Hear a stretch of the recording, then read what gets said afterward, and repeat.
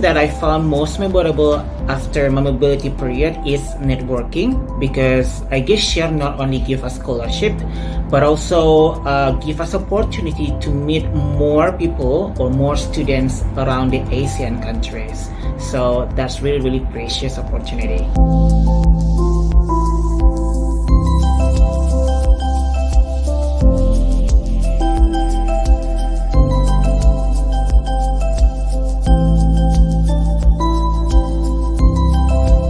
My exchange contributed to feeling or being a part of the ASEAN community by letting me gain friends from these countries, as well as exposing myself to the ASEAN Secretariat and also making me realize about the differences and the similarities of our cultures and languages, and also looking forward to the future plans of being in the ASEAN region.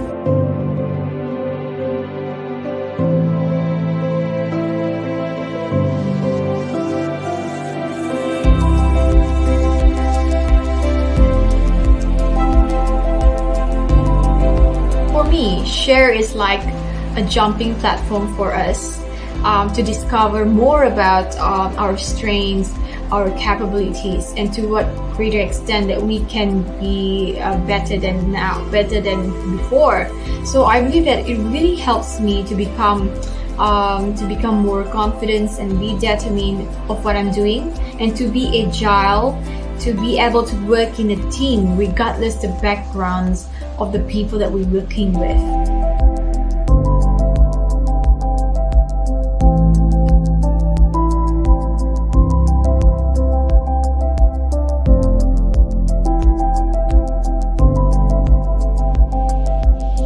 Now I'm working in Vietnam, but just a couple of years back, I was working in the Kingdom of Thailand. I'd say that Share somehow contributes to the formation of identity, which goes beyond and above national boundaries.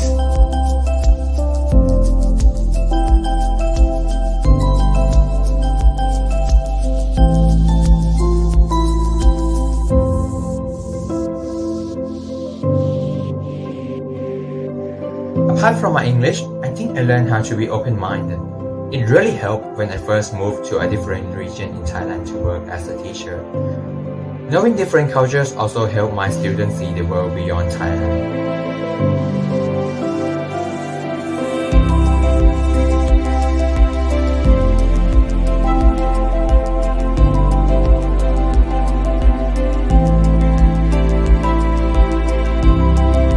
During Share Mobility Program, I joined Islamic community trip as well as many other trips with my Burmese, Korean, Indonesian and American friends from different states, villages and culture, which inspired me to work with a diversity of people from different background and culture, which I am doing today as a community outreach manager in an international IT company with a diverse employee and a work environment.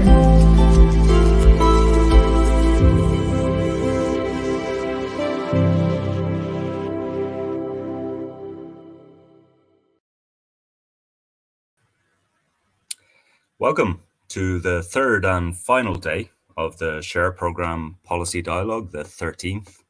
The focus of our discussions today is on Industry 4.0 and graduate skills. Often used interchangeably with Industry 4.0 is the phrase the Fourth Industrial Revolution, which is credited to the founder and executive chairman of the World Economic Forum, Klaus Schwab. There is good evidence, however, to suggest that this term was in far earlier usage through the initiatives of a working group of academic and industry leaders, which in 2011 proposed the term Industry 4.0 to the German government.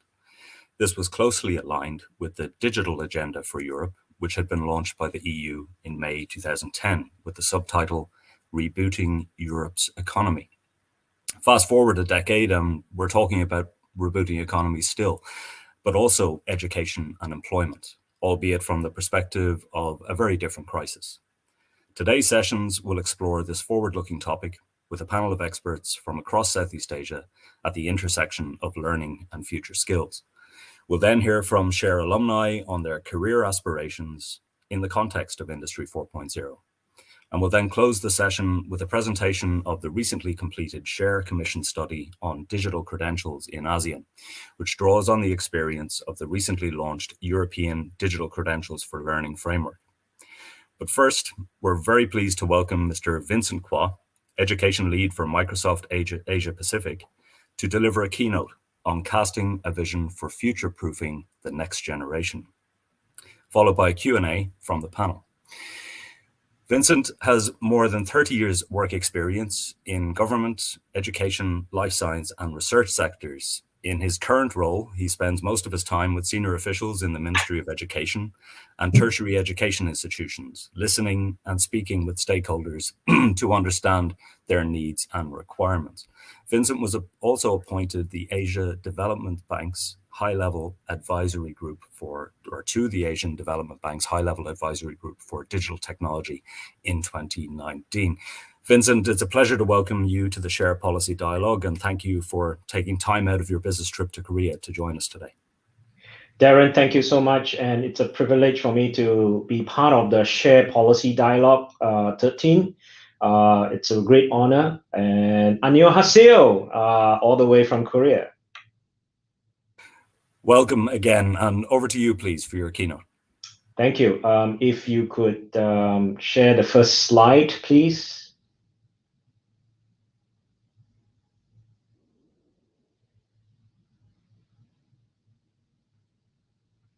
Would you be able to go on slideshow mode?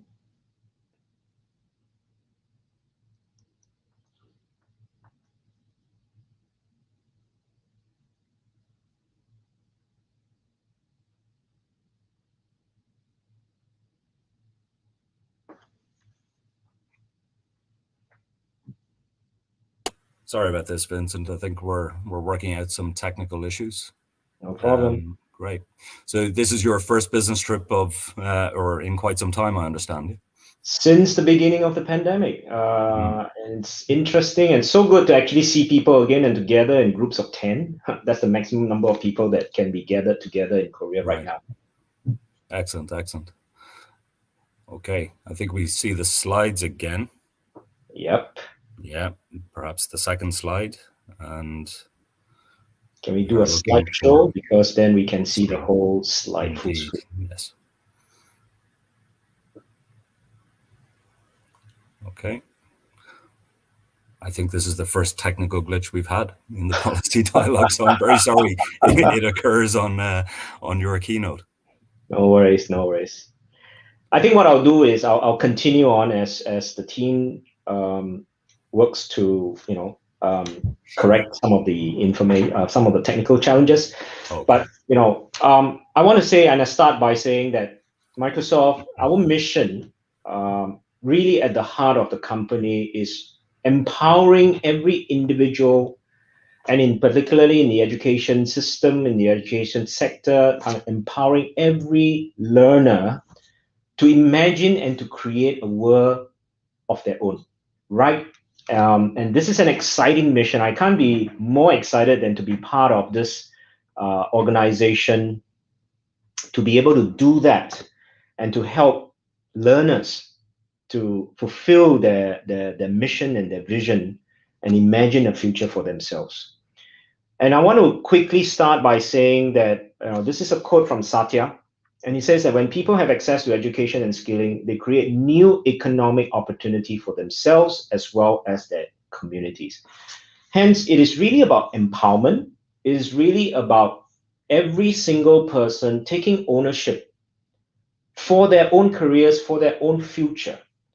While the government, the institution, our parents and our friends can help us in a particular way, the reality is that we, as individuals, we need to take ownership of that.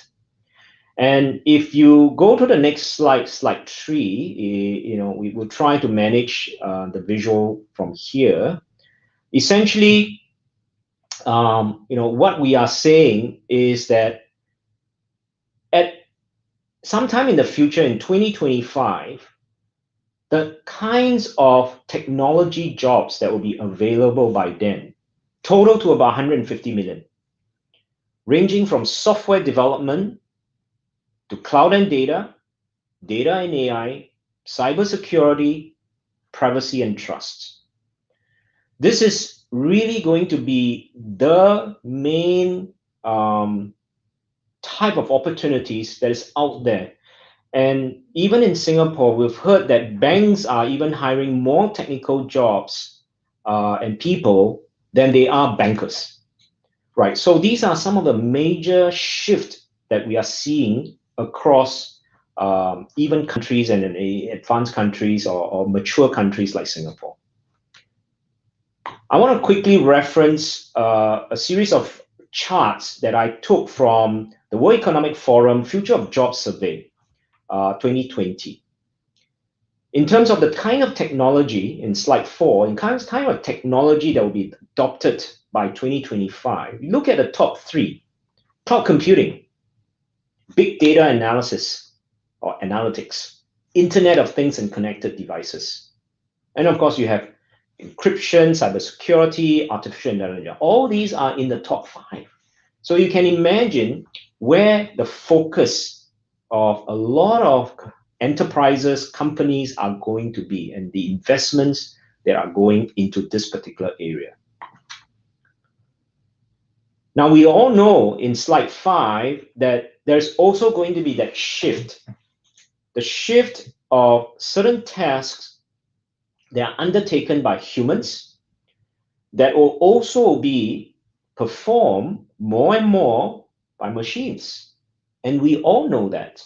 For example, information and data processing. We will expect machine to actually start to take more and more of this kind of tasks, simple, straightforward type of tasks. Like, for example, looking and receiving job-related information. Machines is definitely going to do more and more of that. There will be very few tasks that the machines will not be able to do. And so we can see that between now and 2025, many of these tasks, a lot of them are going to be taken more and more by machines. Not necessarily everything, right? So you see a range of percentage in terms of what machines are capable of doing. And this tells us how we all need to be prepared, how we all need to prepare ourselves for the future. In slide 6, this is to just give us an indication of the changing demand in terms of job opportunities out there. On the left, you see an increasing set of roles, job roles, in increasing demand.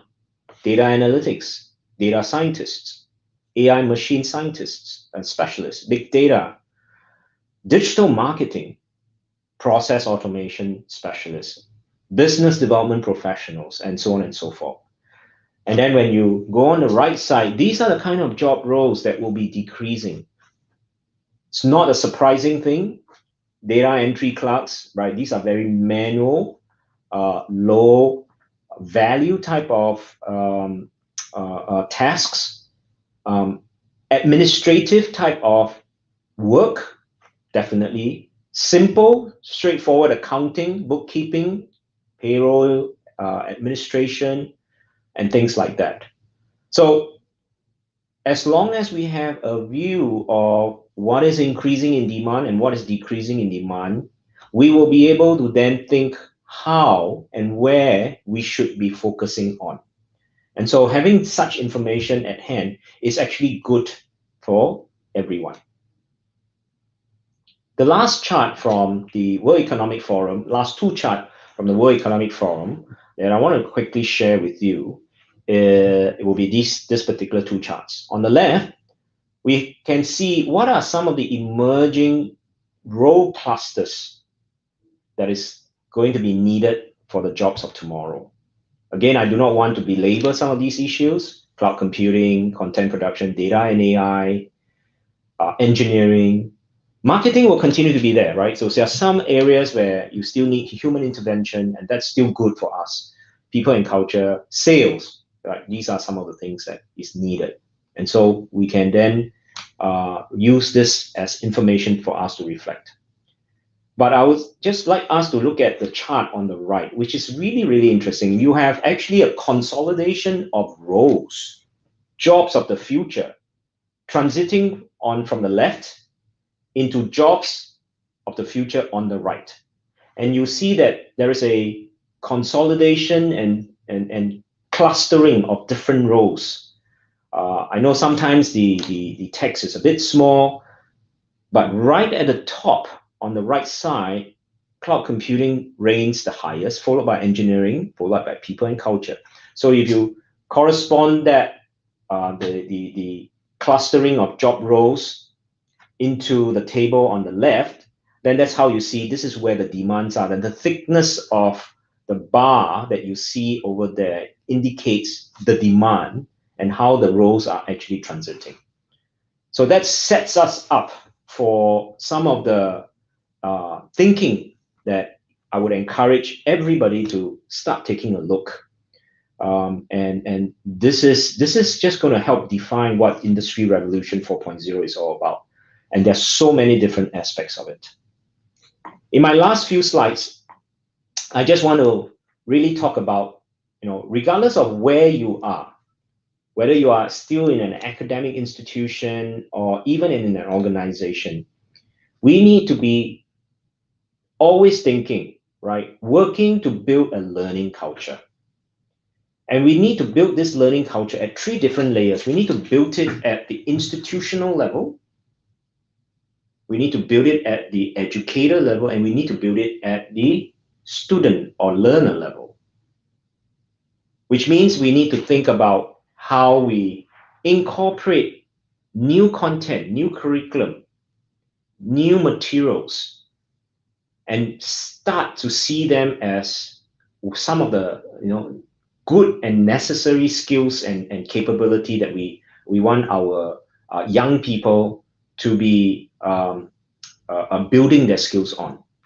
Right. In the old days, we talk about the writing skill, the math skill, and then we have the digital skill, but I will incorporate additional other skills like computer science, computer thinking, computational thinking, STEM skills. There's no harm in us incorporating some of these things into the student level.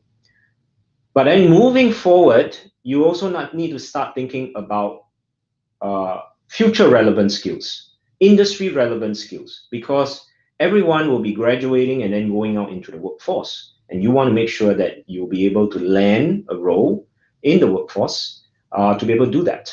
And lastly, institution needs to continue to build up their capability and therefore revamp their curriculum, remodernize their curriculum, transform their curriculum, reskill their own internal staff as well.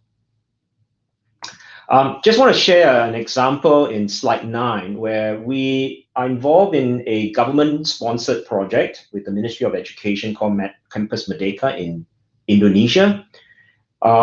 It's really all about getting students to go through industry-level certification and then graduating and then passing out with certification from the industry, right? And so Microsoft is one of a few technology vendors that are partners to the Ministry of Education in this particular program.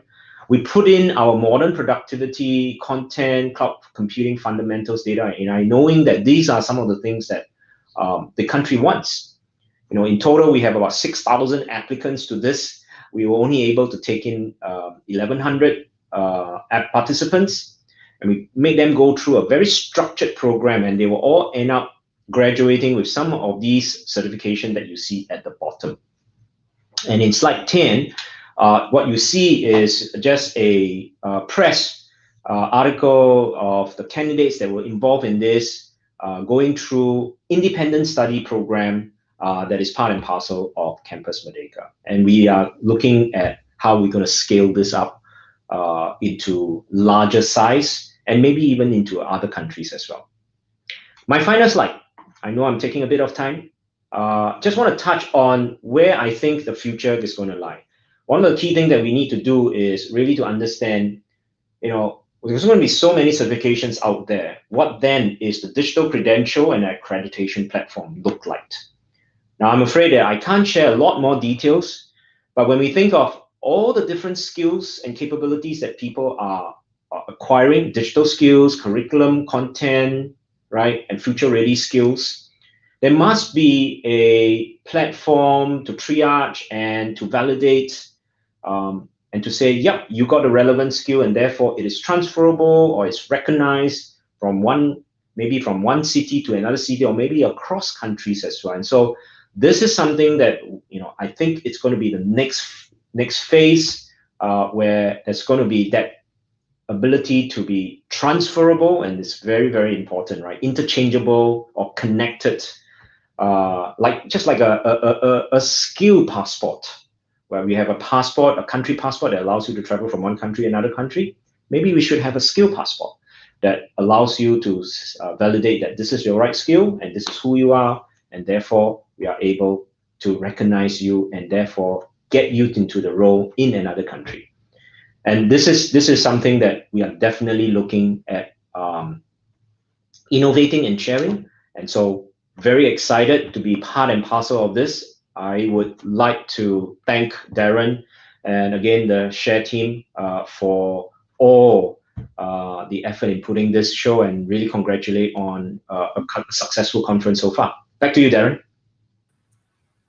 Thank you very much, Vincent. I mean, it's so interesting, and it really sets us up well for the rest of the day, because we're going to be looking at a lot of these aspects from the perspective of our alumni, but also we have a study on digital credentials in the ASEAN region. It's a very new space, I think, the world over, given that the European digital credentials for learning platform was only launched in October. Could you perhaps tell me a little bit more about what Microsoft are doing in terms of digital credentials or micro credentials for professional skills, be it in the region or elsewhere? So I think if you look at what Microsoft has been doing, a lot of the effort has been also done through one of our subsidiary company. It's called LinkedIn. Okay. Everybody should know LinkedIn. And so if you think about that, you can actually envisage and envision what a potential skill platform, the digital credential skill platform, look like. It's actually already there, except that right now there is no validation. There's no transferability, so to say, right? If you say, I've acquired a skill over here in this country, it is equivalent to this in another country. I think part and parcel of what we need to get to is really some agreed standards or some kind of currency. For example, I think universities and institutions are very used to the notion of credits. Right. Maybe that's one way of developing a international skill currency. Yeah. That says, okay, you have all these certification from this, and this industry or this institution. It is equivalent to this international credit of X number, and then that gives you that ability for you to substantiate your standing in another country or in another jurisdiction. Right. So LinkedIn it's obviously already a repository of a lot of content and learning and things like that. And we have LinkedIn Learning. We've recently also collaborated with LinkedIn to release something which we call a career coach.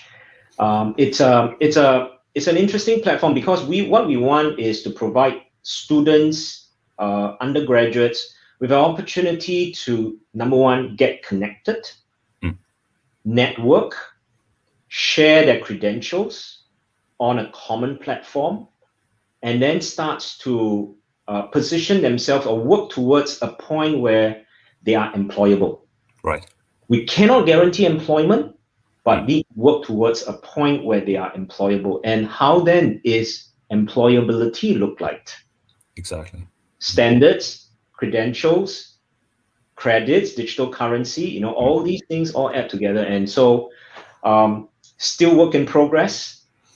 And I think a collaboration with the EU effort might be a good thing. So this is something that I'm willing to or happy to actually start a conversation on.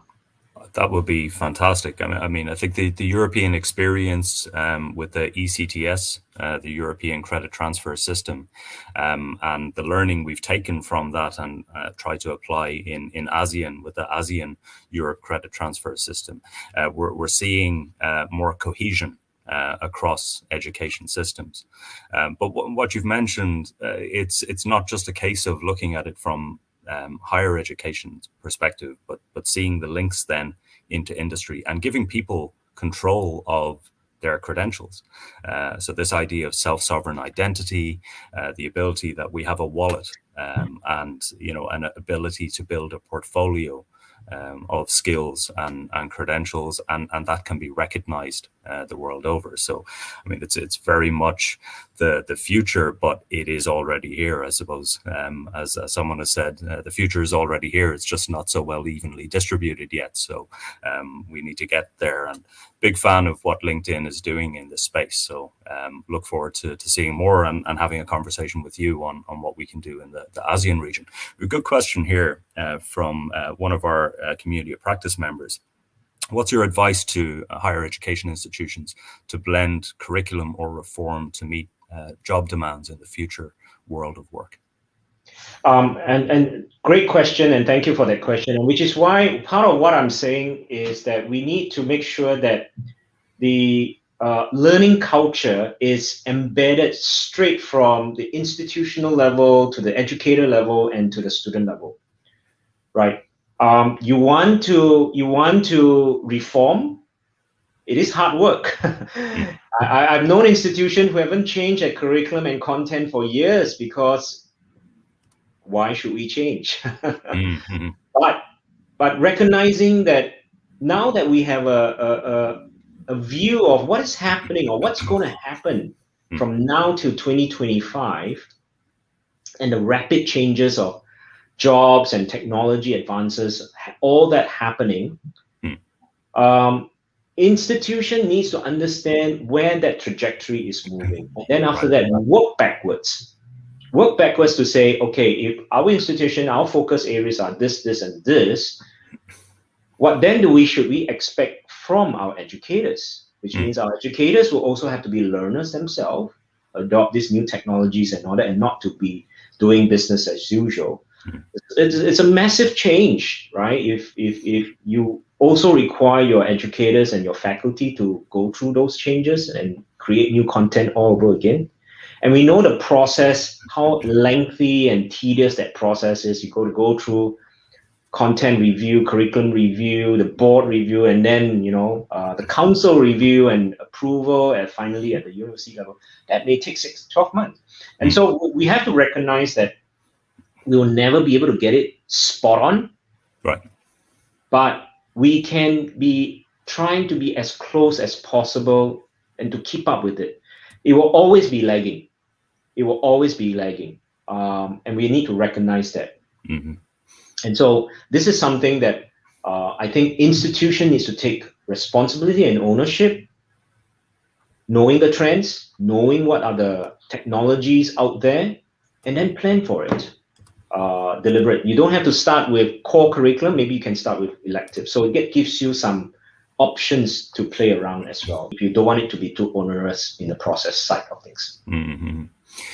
Yeah, we had a good example of that, of a higher education institution taking that approach yesterday with Professor Bernard Tan of NUS, Senior Vice Provost.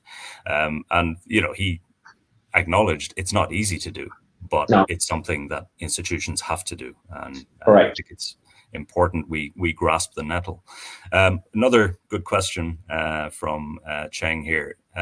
How do you differentiate or define jobs taken by machine where humans are important and jobs that can solely be done by machine by 2025? I think this is in reference to the World Economic Forum data. Well, I think we need to go back to the authors of the World Economic Forum report and ask them this particular question. True. This crystal ball looking exercise, can we be very sure that what is written inside the report will actually happen by 2025? We really don't know. This is our projection. This is our estimate of where the clusters of opportunities will reside. Some of it will, I would say, we're probably spot on, I guess, 80% of it, which is why in a lot of situations, if you go back to the report, you will read things that are pretty general, Sure, and not too specific. And that's because no one is able to predict this future. At the rate that technology is transforming and innovating, you accelerate the Moore's law, even faster, right? And so who knows? And all we can do is we think about ourselves and say, what is it that we can prepare and do to prepare ourselves? You speak with ministries of education around the region. You speak with employers. You really sit at that intersection because both use your services. Has the quality of conversations changed since the pandemic? Do you find that people are more willing to look at technological solutions to I suppose the challenges they face in a way that they weren't previously? Absolutely. There is more and more acknowledgement and recognition that even at the K-12 level, they need to incorporate technological curriculum. A very good case in point is just so opportune. The Korean government, they're going to look at revamping the K-12 syllabus. Right. And they're going to incorporate data, AI content into their curriculum. And they're starting that process as we speak. I think some initial revamp is going to be completed by next year and the year after. So, the Korean government is very serious. Right. Because they have been a leader in this particular area. And so they intend to keep that leadership. And if they don't influence and effect that change right now, some other country is definitely going to overtake them. And so countries are at different stage of moving forward. And it's just about how fast they move forward, right? Sure. Yeah. And for higher education, are they equally ambitious and keen to try new things? I am fascinated by quite a number of universities that is not only looking at contributing to their country, but their point of view is really broad. It's really international. Part of the driver, I guess, is also the fact that they recognize that they don't know everything. Right. And therefore getting connection to other universities, other institutions and organizations to help them cross-learn from each other. And then once they've established those relationships, that collaboration then can take place. Right. One of the big topic, and this is across the industry, just over the past few weeks and maybe a couple of months, is this whole notion of what's this Metaverse concept, and everyone is jumping on it. So I'm not surprised if universities are also jumping on it. We all know that it is probably the technology is now at a point where you can actually actualize this whole concept. Remember the days when we had Second Life? Right. A long time ago, it seems. Right? It's like, whoa, that was so long ago. And so this may be the new iteration of what that looks like. So who knows, right? Metaverse may be the next virtual environment that we will all be operating in. Each one of us will have our own avatar. I'm thinking back to my own student days, and it would have been great to be able to send my avatar to class some mornings, And I would love to do that. That is where AI and machine learning can come in, right? They appear in class mark the attendance, and then collect all the notes, and then after that, that's it. Well, I shouldn't be setting a bad example, but yeah, it's certainly interesting the way it's going. We had Dr. Romyan from Simio Raihet touch on the Metaverse in the panel on the first day, and we'll see what happens. I'm sure Absolutely. Microsoft has something up its sleeve as well that it's already working on and soon to release. But there's so much to talk about, and look, I have to thank you for condensing so much information into your presentation and really setting us up well for a discussion on what the future looks like and Industry 4.0 and all that it encompasses. We are, I think, at a point now in the ASEAN region where we are able to look at this collectively. There's an awful lot of initiatives. The ASEAN Work Plan on Education 2021 to 2025 has digital very much at the forefront and in higher education as well.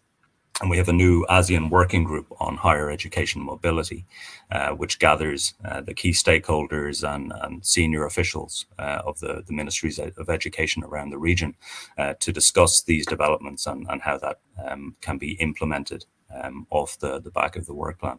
So we'd very much like to continue that conversation with you. We would like to invite you to a working group meeting in the very near future to see how we can move things forward. It'll be a pleasure and honor to be part of this dialogue group, and happy to contribute in whatever ways that I'm able to. Excellent. Okay. Thank you again, Vincent, and most especially for taking time out of your first business trip since the pandemic and joining us in the session. It's really been a pleasure listening to you. No, thank you, and it's been my pleasure. Great. Okay, so I think we're very well set up now for our next session. We've plenty to reflect on from Vincent's keynote and his answers to your questions. And we can now go into our panel discussion on Industry 4.0 and graduate skills. And I would like to introduce the moderator for this session, Dr. Adrian Kwa. Adrian is the founding director of the Futures Office at the National University of Singapore, or NUS. The Futures Office is an internal foresight think tank designed to draw insights about possible and plausible futures of higher education. Prior to his current role, Adrian, from 2015 to 2018, Adrian was Senior Research Fellow and Head of the Case Studies Unit at the Lee Kuan Yew School of Public Policy, also at the National University of Singapore. And his research interests include futures thinking, education and public policy, and complexity science. Pleasure to welcome you, Adrian, and over to you to introduce the panel. That's great. Thank you very much, Darren. Thank you for having me. It's a real pleasure for me to be here. Many thanks to Vincent, who has given us a lot of food for thought. And I hope that in the panel that follows, we will do justice to some of the ideas that he's introduced. Darren, as you mentioned, the term Industry 4.0, along with related terms such as the Fourth Industrial Revolution, and indeed other phrases that come to mind, such as Age of Disruption, the Post-Industrial World. All these terms and phrases have become deeply embedded in our consciousness. It dominates conversations in policy circles. It also dominates conversations in the corporate world. And of course, in the face of all these emerging challenges and indeed opportunities, we typically frame our responses in terms of skills, lifelong learning, in the Singapore context, continuing education and training. And indeed, at my university, National University of Singapore, a key strategy that we have implemented to deal with these emerging challenges and opportunities is this turn towards interdisciplinarity. So I think there's a lot for us to unpack here today, and to help us unpack these issues and to talk through our responses to them, I have three distinguished panelists with me. So I'll just like to take some time to introduce them. First, we have Ms. Rauda Nasran, CEO of Accelerate Global Malaysia. Second, we have Ms. Aum Patanotai, CEO of Generation Thailand. And our third speaker is Mr. Brian Liu, Senior Vice President and Group Head of Learning and Organization at Lazada. So a very warm welcome to all of you. The plan is for our panelists to speak for about 10 minutes each, and that will leave us plenty of time for Q&A. So I think there's a lot that we want to introduce to our audience. So without any further delay, let's go in the order that we're listed. I'd like to invite Rauda to get the ball rolling. Rauda, the floor is yours. Thank you so very much, Dr. Adrian. Absolutely honored to be here today. And you mentioned 10 minutes, and that's a very long time. I think I'll manage the time. I think, 5-8 minutes will be good. If not, I'll go on to 15 minutes. Thank you. Cool. So, well, the topic that was given to us today, myself and all the panelists, is really, really interesting. And in fact, just to sort of start my conversation about the topic, it is actually, when we talk about graduate skill, it was the very reason why I started my social enterprise. And when I came back to my home country, Malaysia, to actually start the social enterprise as well. So perhaps I can do a bit of introduction about myself. The social enterprise in itself, the reason being, it really ties in nicely to the topic that we are going to talk about today, i.e. Industry 4.0 and graduate skills. So I run my own social enterprise. I'm the Chief Executive Officer of Accelerate Global. It is a Malaysian-based social enterprise tackling the issue of youth unemployment, where we run upskilling programs and we develop youths, especially the underprivileged and the marginalized, into becoming entrepreneurs of their own. But apart from that, we also run career workshops as well, providing the youths who come on board with the career-ready skills that they need. So it ties in very nicely, isn't it? Because we are going to talk about graduate skills. We are going to talk about what are the skills that are most relevant now, especially not just in the Industry 4.0, but the post-pandemic world. What are the top 3 or top 2, or rather the skill that needs, or rather the graduate need, to remain competitive in the workforce? So going to what I explained about my social enterprise earlier, as you can see, we focus very much on 2 important skills.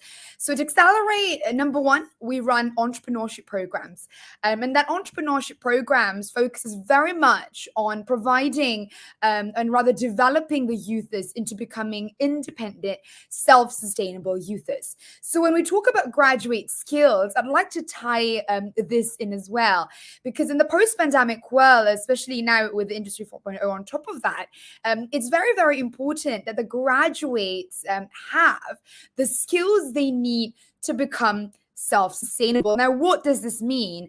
This means that we need more youths who are capable of creating something out of nothing. And creating something out of nothing can be a lot of things. Can be sort of maybe creating employment in itself, or starting up a business with zero capital, etc., etc.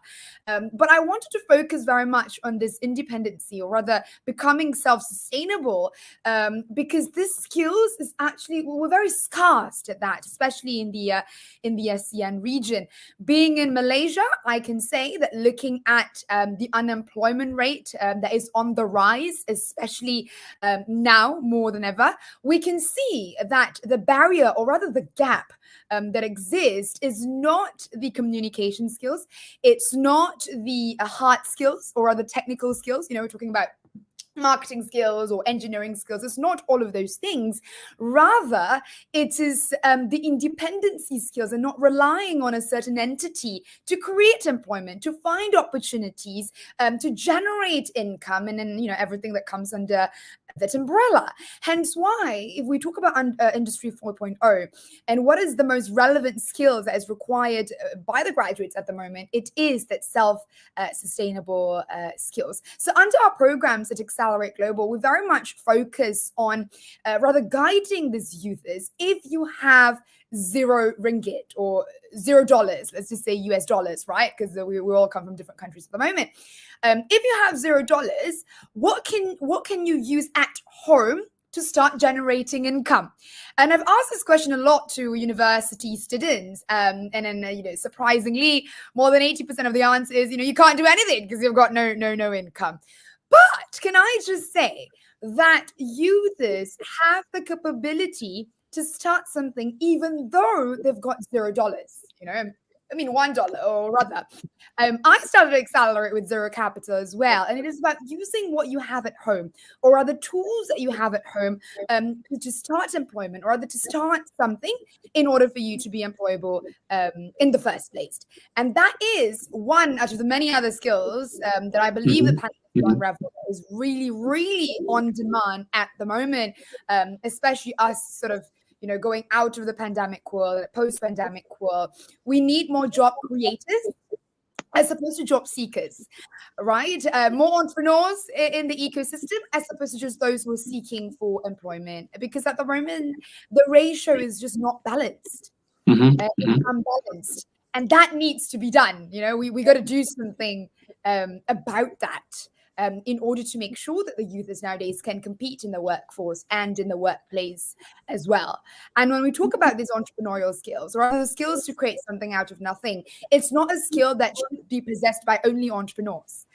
Really, entrepreneurial skills are actually for everybody, because entrepreneurial skills encompasses creativity, design thinking, critical thinking, and everything like that. Those skills are skills that should be possessed by everybody.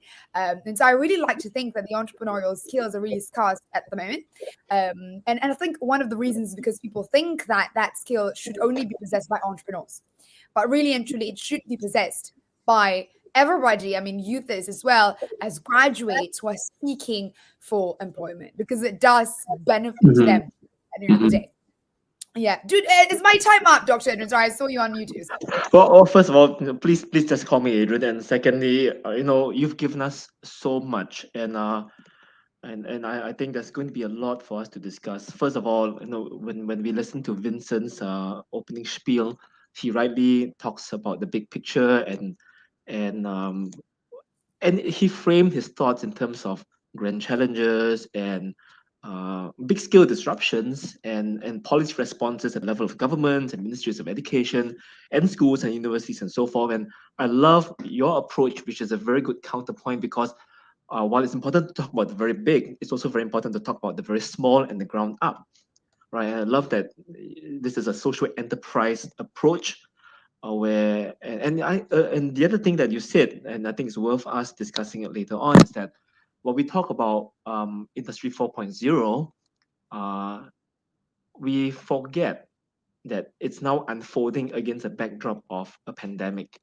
And that in addition to questions of employment, employability, you have questions of social justice, inequality, poverty, and so forth. And I suppose the third thing that we want to discuss later on is your notion that entrepreneurship is no longer the province of a small segment of society, and that it should indeed be accessible to a far broader segment than we are accustomed to.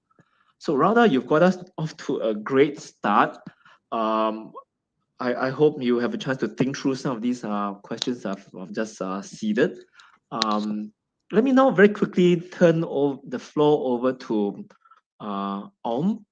So I understand you've got a presentation to share. So can we bring your slides on screen? And Om, the floor is yours. Yes, thank you very much, Dr. Adrian. And it's put me under a lot of pressure after Rhoda, because her energy, I admire your energy, by the way. Thank you for brightening up this. But entrepreneur is a good route, and I'm an admirer of that. But let me bring everyone back into the job seeker route, which is what we are doing as a generation. Can go to the next slide, please. Yeah, so I'm a CEO of Generation Thailand, but we are the global social not-for-profit organization, and we are here to provide a solution, a side solution, not here to replace any system, but we work to transform education to employment, basically. And we are started after the research of McKinsey in 2015, that actually there's a gap between graduates and the employment sector. And we're looking for something that we can, scalable and model that like replicable and cost effective, and also reduce the barrier for everyone. Because we see that, the youth are actually the group that like has a lot of effect in terms of like being unemployed and underemployed. But at the beginning, we were started from the youth only, I mean, as in graduates only. But because of the COVID happened, and we saw that a lot of people has been affected by the disruption, a lot of graduates that just graduate and maybe start working for 4 or 5 years, and then their sector is no longer, relevant, and they have to shift the career. So that's why we see the problem that coming on. So we have another program called Regeneration as well. Next, please. So in the world, we're growing quite fast because we know that this problem apply all over the world. So we are working in 17 countries. Thailand is just launched as a 15, and then we also work in Singapore as well in Southeast Asia. So we have like 46,000 graduates already, and we work with many people, with employers, because we know that we can't do this alone. But when the learner pass through our curriculum and trainings and boot camps, we can secure 82% of job placement, and we ensure that they have the increasing salary. And from talking to the employers, they found that the 84% of generation graduates are outperform their peer. And when I said like our learners or our graduates, we try to reduce all the barriers in the society. So whoever, if you are 18, doesn't matter if you have like experience or qualification, you can pass through us, and then we ensure that there's some job opportunity and placement for you after that. Because in the end, our goal is to get people to be employed in the career. Next, please. And this is something that we heard a lot, from our employer, because they're also facing a lot of problem with the shortages, especially in the tech side or future skill side also. Like, we all know that there's a lot of fresh graduates out there, but then how come, when the shortage of job is still there, but they also cannot get the job as well, right? So it's, in the end, it's come to that mismatch of skills that are available. And another thing that we heard a lot from our learners, they said, the university track, traditional tracks are not sufficient because everything went by so fast, right? Like I talk a lot with the learners that, recently graduated from IT sector, right into the ready to get the job that are a lot in demand. But when they come up, they're not confident. They feel like they can't apply. When they apply for job, they don't call them because the code that they learn or many things that they learn during school is already gone. They don't use it anymore. So that's what happened. And then we all know there's a lot of reskilling, upskilling in demand online, available everywhere. One thing that is also like there's a free one, but then also there are expensive one. And it's also, it's good for people who already on track and then or already, study that and upgrade it. But if you are stuck in, let's say if you graduate from HR track and you want to switch to the tech where there's more demand, or hospitality or aviation that are now affected, they want to shift. They're being reported that when they learn the upskill and reskilling outside, their add-in is not enough to get them employed as well. So that's what we are learning. Next slide, please. Yeah, so basically this is how, I'm not going to go too much in detail, but we just work, generation is a solution that like bridge the gaps between job seekers and employers to our intensive boot camps. But everything that we do is from the top down as in the top is employer. Because like Vincent talked, right, the demand side, it's changing so fast. Everything changed so fast. All the curriculum should make sure that we are doing the mapping along at the beginning and along the way as well. So we start from that by shadowing, by working, studying, and make sure that the curriculum is developed with the skills that really needed for that particular role. And then we recruit the student. We have the learner recruitment that we know, we study the persona. And then we have interview placement, mentoring, ensure that their data for us to study along the way. Next, please. Yeah, so these are the jobs that we have it available or globally. And this is based on the demand of each country that are, it's in line with the national agenda of the country and the demand that happen. For example, for Thailand right now, we're looking for the tech and also the healthcare, which is because we are heading to the aging society, but then we don't have enough of the aging sector, healthcare. So we are moving toward that for Thailand. Next, please. Okay, so this is how it looked for our curriculum. This is from what we talk with the mapping with all the employers. But I just want to point out, for example, there's a technical part, of course, but the thing that we pay a lot of attention to is on the on the behavioral mindset skill communication, because that's at the core. Because sometimes we forgot, to look at that. We prepare the students so much on the technical skill, but we overlook on that. So our curriculum or make sure that all these elements are available. Next, please. Yeah, and this is the example of Thailand that I want to pause a bit, because right now we're developing a junior software developer. So what we do, we study with 30 employers that looking for a junior software developer in the tech industry, starting from startup, from small SME into the conglomerate or big chain of the company. So we make sure that all the skills are relevant across. And then you will see that their mindset, behavioral, that are the things that needed for this role.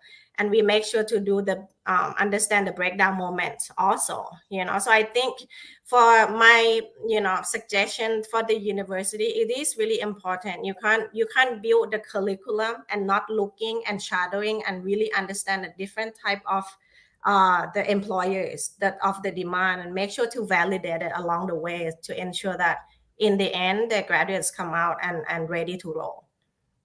Okay, next please. Yeah, these are the example of the people we are working with all over the world, and we make sure to work with different type of sector. We work with the Microsoft as well, and then the government also. For Thailand, we also funded by the Ministry of Higher Education, Science, Research, and Innovation as well. Next, please. Last slide.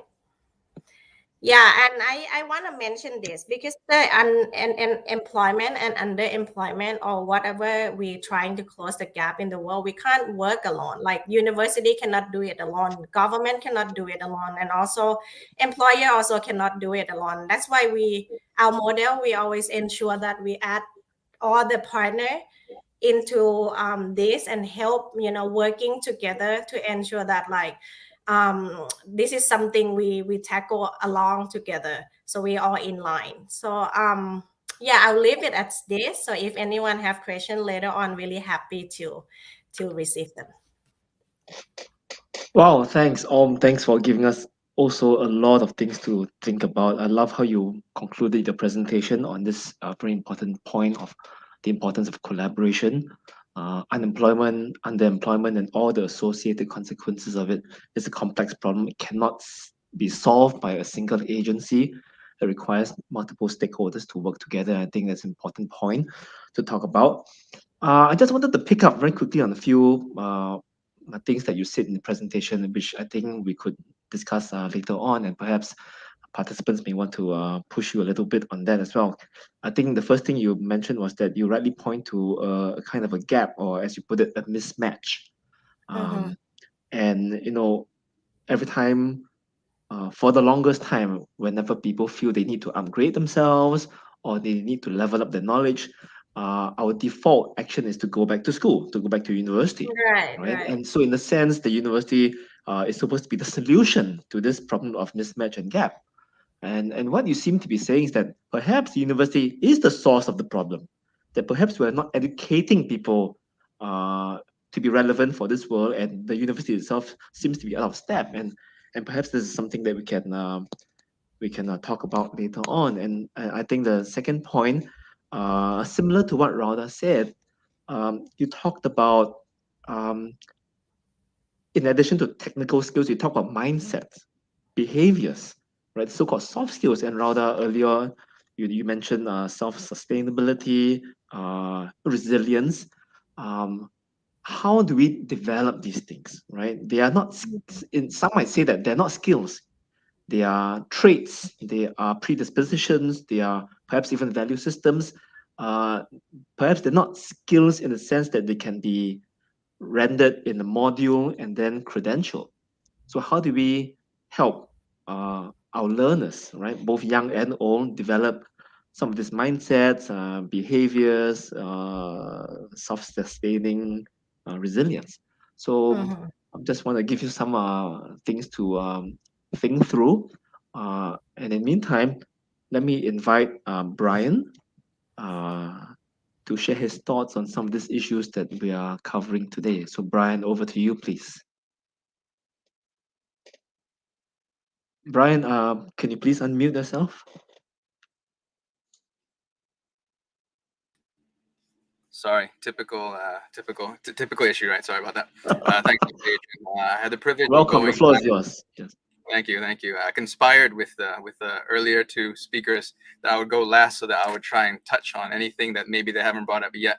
So my good luck to do that. But a quick introduction from myself.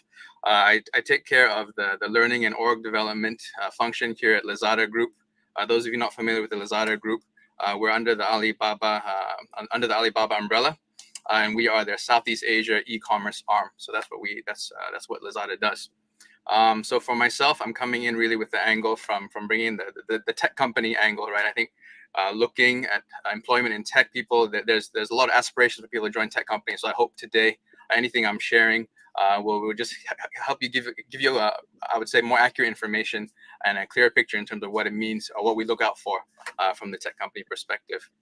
So just in terms, again, still part of introductions, we're taking care in Southeast Asia. We have about 10,000 staff, white collar, corporate sort of staff. And then if you include our gig workers and our blue collar workers, that goes into about 40,000, right? So for myself, we focus on upskilling and taking care of the entire population, maybe white collars as well as blue collars, and the blue collars group is a whole other discussion itself. Very massive populations, especially in terms of supply chain, in terms of delivery, last mile sort of things. But I think I'll focus a bit more on the white collar population, those sort of discussions. So for my less than 10 minutes, because I feel that we will have richer discussions with questions and just getting into those, just really in three parts, right? I'll just talk about what I would call the portable professional skills, right? And I'd rather focus on what's portable, what sort of can go over from across different industries and organizations, portable professional skills. Then I'll talk a little bit about what are some views on tech-related professional skills. So a little bit more techie sort of lingo, right? Just to give people a bit of a flavor. And then, of course, the last part would be the people. I don't like the term soft skills, but the people skills and soft skills, right? So the one or two highlights I would mention for the first part about portable professional skills would be data storytelling and insights, right? I think Industry 4.0 is all about big data. We've come so far in terms of being able to have touch points, data collection points. So therefore, data storytelling and insights is a huge requirement, because and I'm very specific. It's about data storytelling, because everyone can use Excel, everyone can fill up a survey and collate that. But being able to tell stories from that, being able to draw insights, and therefore I'm very clear and we're very intentional. We equip our people with data storytelling and insights. That's one. It was mentioned earlier as well. Design thinking, which is basically a great approach to CX, customer experience, UX, user experience, right? So design thinking, it had a boom, maybe longer than that, right? It's had a boom, but as we move into Industry 4.0, all the more I think there's going to be a revival of design thinking in a very large way. We definitely, all our customer care people, all our customer experience designers, we need to equip them all with design thinking, because that's really, end of the day, being very perspective taking. Therefore, DT, design thinking, to me is huge, and we'll have a revival for sure. And then you mentioned it yourself as well, Dr. Adrian, the whole interdisciplinary, cross-functional trend. That's huge. That's huge. In e-commerce, it's all about frontier work. So we don't know which function can design best or can plan best. So whatever we do, it's always cross-functional. It's always interdisciplinary. So to me, these are the few that I would mention as the professional portable skills that really sort of can apply across the board in Industry 4.0. The second bucket, which is the tech-related portable skills, systems thinking, if you want to call it that, or ecosystems thinking. To me, that's a huge piece, because everything that we're talking about is about ecosystem, the digital ecosystem, from payments to the platform experience, to managing the supply chain logistics all the way through. So ecosystem thinking or system thinking is very, very key, because the posture for everyone, from our fresh grads all the way through, everyone has the posture, and the keyword in their heads all the time is scale. I do this minor incremental improvement. What's the scaled impact, or how do we scale this, right? Is your idea, can it scale? If it can, then it's almost halfway there, right? So I think that's a very, very key word for us, scale. So if you're going into tech or aspiring to tech, just have that mindset, have that posture. It's always about scale. Again, being more actionable, I like to mention the Agile Scrum really is a great skill set and a great mindset to pick up on, right? I think PMP, traditional project management, it still has its place, but Agile Scrum really is the way of working, and how we plan, how we run sprints, how we do pilots. So if you're looking at what to read about or what sort of potential certifications, Agile Scrum is a great one. And if you ask me, right, every organization is going to get a little bit more digital. Some much faster, some are purely digital, some are learning. So being able to get yourself comfortable or familiar with things like split testing, A/B testing, it's just very common language, very common thing. So just getting experience or just knowing what that is helpful, right? Because everyone will, as we move into the future, everyone will be asked to do A/B testing. Everyone will be asked to help find bugs, right? Help your organization find bugs in the system. So how do you do tickets? How do you log a bug? This is, to me, going to be baseline digital savviness, or in the workforce, this would be the baseline that everyone will be expected to just understand. What is A/B testing? How do we check for bugs? How do we log a ticket? All very basic as we move into a increasingly digital future, right? So that's a bit more of the tech-related sort of portable skills I've mentioned.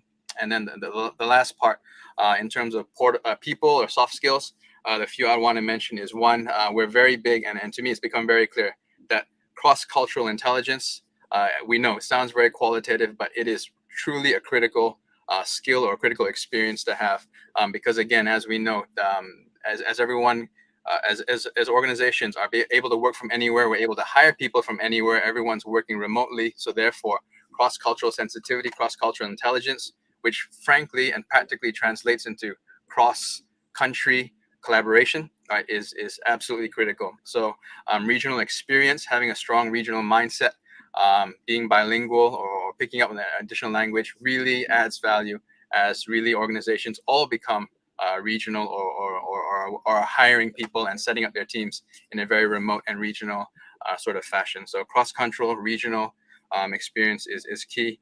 And then really just to land on that part, as I sort of mentioned earlier, it's agile collaboration, right? Small agile, so meaning it's just being very nimble, being able to collaborate quickly, collaborate well, pull together a task force very quickly, pilot, test, and then disperse and dissolve that task force. That's really just the way of working, and therefore there are certain skills and mindsets to be able to do that well and do that quickly and to do that all the time as a norm, right? So I really like what you mentioned, Dr. Adrian, that we're definitely talking about more than skills to really thrive in 4.0. We're talking about mindsets, we're talking about attributes, and we're really talking about fit. I'll be very frank. Some people, in terms of their because of education, because of even the family context, right? Some people are really tuned and a great fit for the tech industry. Some just really are not. Right? So therefore, it's don't go with the fad. If you find that you're a great fit, you find that it makes sense, you find that your aspirations are met in the tech space, and that makes sense. But if not, that's okay.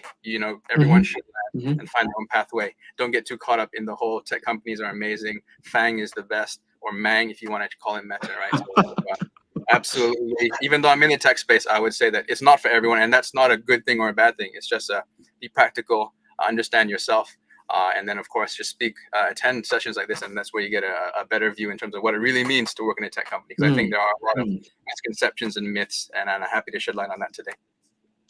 Brian, thank you very much. Again, amazing.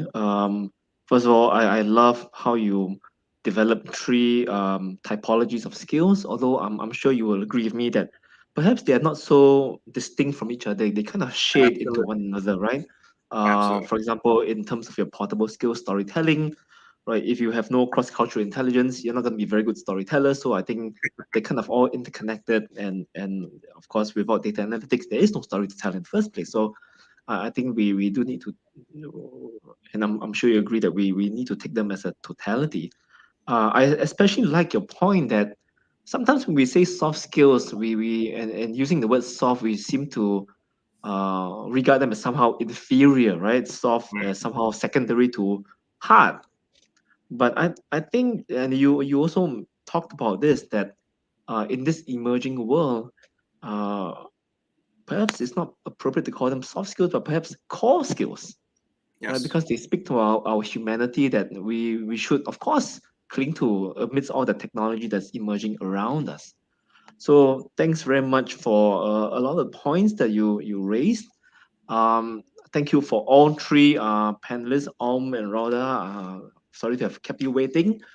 Here comes the really fun part, question time. Right. So before we go to the questions from participants, and this is especially fun for me because I'm the moderator and I get to fire the first shot. Um, you know, what started out as an apparently simple panel, okay, graduate skills, industry 4.0, became very quickly complex because based on all three panelists, we seem to define skills differently. Not that they are in contradiction, but you have all emphasized different things, right? Uh, Perhaps a skill is something you can pick up in university, or perhaps something, or maybe a skill which is more akin to a trait or an attitude is something that you pick up outside of university through an apprenticeship model, for example, or in your community or in your family lived experiences. So when we say skill, just what are we talking about? Maybe I can just invite Rauda to get the ball rolling again. Perfect. The difficult question for me first. I was actually thinking about it when you mentioned perhaps it might be traits as opposed to skills, right? But I always see any character or any traits as skills depends on what is demanded in the world at the moment. Because when we talk about skills, it evolves over the years, correct? When we talk about, the skills that are relevant now might not be the skills that are relevant in the next 10, 20 years. And so it evolves as per the era that we live in. And so when I was talking about, self-sustainability and independence earlier, it became a skill because it is on demand at the moment in the post-pandemic world. And so it becomes a skill because people need to have it. People need to capture that, in essence, in order to survive in the post-pandemic world. And so I think when we talk about the definition of skill, there is no one definition of it, but rather it is something that evolves as per the demand of the era that we live in. If you talk about 20 years ago, or okay, let's not talk about 20 years ago, maybe 40 years ago, people don't talk about entrepreneurship. People don't talk about self-sustainability. Rather, people talk about how to be the best employee, how to win, how to get your face on the board, right? The best employee of the month or something like that. But now people are talking about different things, especially when jobs are very scarce in the world at the moment. And so it evolves. So for me personally, traits can become skills, characters can become skills, because at the end of the day, we are human beings and there is an area for us to develop. We learn and grow. And so the ability to learn and grow allows us to turn traits and characters into skills that we must have to compete in the world at the moment. That's great. And I just want to pick up on that point and maybe turn it to Brian, because Brian, in our presentation, we talked about storytelling.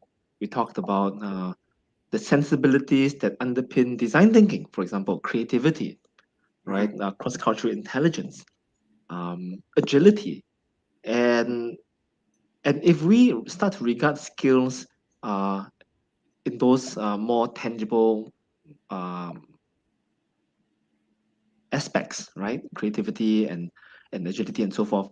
Where do we pick these things up? Because I work in a university, and I'm pretty sure that my university, NUS, does not issue a Bachelor of Science in Resilience or Bachelor of Arts in agility or Master of Arts in imagination and so forth. And yet, these are the very things that we say are important. Where are we supposed to develop these things from? Sure. Okay, still on the difficult question. Here's a hint. They're all going to be difficult. yes. No, that's great. But I love what Rauda said, and let me build on that, right? Because to me, I think a great example of exactly what was mentioned is this: the communication skills, right? But then let's contextualize that. Here, we need live streaming skills, which actually could be called communication, right? But actually, but what we're looking for is live streaming. So actually, how I would define skills today is that a skill is really a competency, which is a combination of skills. I mean, that's one way I would put it, because if you're live streaming, yes, you're communicating. Yes, you are employing creativity. You are employing being able to read the audience. You are employing being able to, improvisation. So you're employing all of these things to be an effective communicator. But in this case, in our context, is to be an effective live streamer, right? You're also adding in, for example, the skill of influence, right? So to me, that's how I would define this: is that a few different skills wound up together for a certain objective or for a certain deliverable would make up a key competency that we look out for and that we would put on a JD. So that's how I would build off what Rauda said, and I love that. That's great. That's great, Brian. Let me turn over to as I think back on your presentation, words like irrelevance and gap and mismatch kind of peppered most of what you said. And in fact, the harshest critics of the education system and universities in particular would say that at best, your education is irrelevant, and at worst, you are dangerously educating our young people for a world that doesn't exist. And so you talked a little bit about the need for changes in curriculum and how we teach and when we teach and so forth. And Vincent talked about that in his spiel as well. I just wonder, right? While we talk about all the things that the universities should change or the education system should change, in your view, what should we retain? What are we doing right now? What shouldn't change? I think the level of difficulty is raised by the, the person. So mine is also risky as well. Okay. I think the university did many right thing actually. In terms of and I think back to the question that you also asked before too, if the university are doing not the right thing, basically. I think they're doing the right thing. But the thing is that they're just because everything is changing so fast, you can't expect the institution level that moving everything has the step to do to go as fast, right?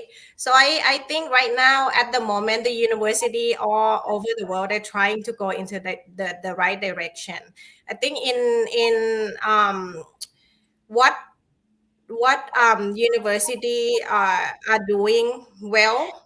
I think it also depends, right? But in the end, make sure that the flexibility, if there's a flexibility or any department that can move fast, I think university can have that as a track and then move faster and then be like the pilot one and have others, others faculty or other people follow. Curriculum, design thinking. I think university right now try to inject. Many university try to bring in the employers, the apprentice, like you said. But I think we work with the Singapore also. But Singapore track try to solve because the period is long, and I don't think people can wait that long, for the change. And we are the believer of bringing the employer in as much as possible. So if any university already working with the demand side, the employer keep pushing it that way, involve them more, make sure that the curriculum. I work with the university that only have halfway of the curriculum available for tech, let's say, but then they fill in another half every year at that year because they know that everything's changing so fast. So something like that universities start to go, and I think that room can help us a lot. Yeah. That's great. So thanks very much for all your responses to my opening salvo. What I'd like to do now is to turn to some of the questions that are coming in from participants. And I've got a question from Yuji Panjaitan, whose question is on this issue of gender gap. Yuji asks, is there a risk of a gender gap, especially in the industrial workforce in general, and especially in the IT and communication sector? Which seems to be still predominantly male, and what can we do about it in terms of leveling the playing field? And perhaps I would direct this question to Brian, since you work in what typically presents itself as an IT company at Lazada. So, Sure. Brian, perhaps you can weigh in on this. Sure, happy to. And thanks. I'm glad. This is a good question. So let me put it this way. I think we shouldn't look at it so sectorally, right? Like, okay, you know, hey, how many of our engineer in Lazada, let's say, for example, we have our engineer population. What's the percentage of males versus females, right? I don't think that's a right or a fair way to look at it. Let's look at Lazada as a whole, right? For an e-commerce company that also has, you know, corporate functions, that also has various functions, you know, what's the percentage there of male to female, right? And I think from there, that's when you're going to see that actually there is a good balance. I mean, here, frankly speaking, right, we have a lot of males in HR. We have a lot of the digital marketing, PR. We have a lot of females. Why there are not enough males in that particular group, right? So I think it's not so good to look at it that way. I would look at it, you know, as an organization. How intentional are you doing it? How aligned is it? How much do you emphasize as a value in terms of having diversity? I think that's a better way to look at it. So to me, from this company's perspective, it's intentional. We want to be diverse. We want to be inclusive. So to me, that's my response to this question, is that how we look at it matters.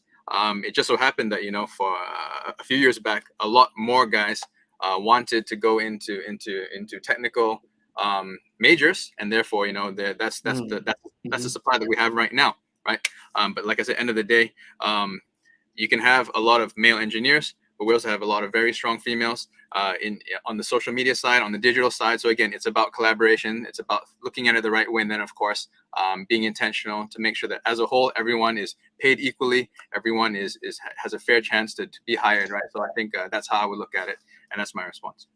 That's great. And I suppose it's one thing for an organization to reproduce or take down some of these structures, but I think to a large extent, many of these structures are inherited as well. There are legacy issues, and I suppose it will take time, and we can debate how much time is acceptable. It will take time for some of these structures to go away.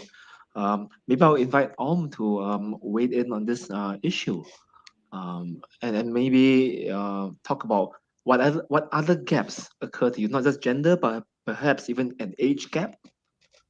Yeah, that's a good point. To gender, I mean, I was surprised too, because at first when I start generation, I also thinking that, you know, ladies or girls might be less, but actually our learners are almost half. It's half. And when we talk to the employers that we have in hand in the tech industry, almost all industry, like, you know, really emphasize on the inclusion. I think that's now is the lens right now, right? The digital and everything, but in the end it's come down to, you know, the ability to work in the end. But I'm just don't see, from where I'm at right now, I don't see much of the gap right now, but it's depending on the country as well. You know, it's come down from the social root cause from the beginning.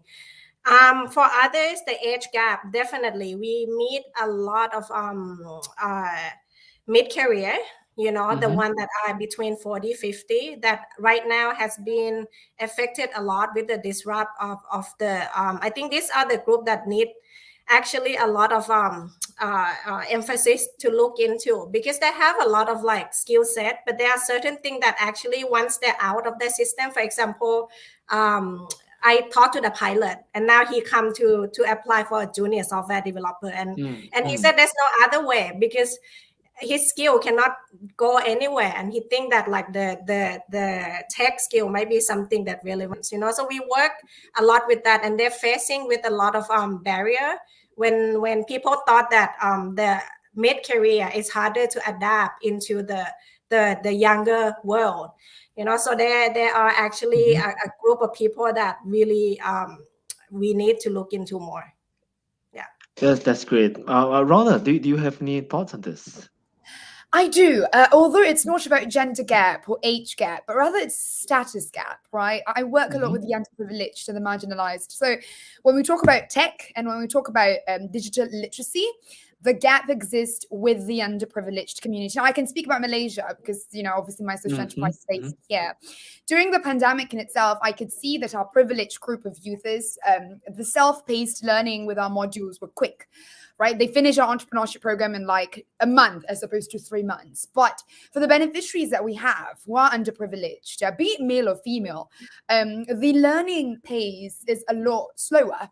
We're talking about double the duration of the program. So as opposed to 3 months, it becomes 6 months. That is an issue that my team and I are facing at the moment. So I guess perhaps it's skewing the conversation a little bit further.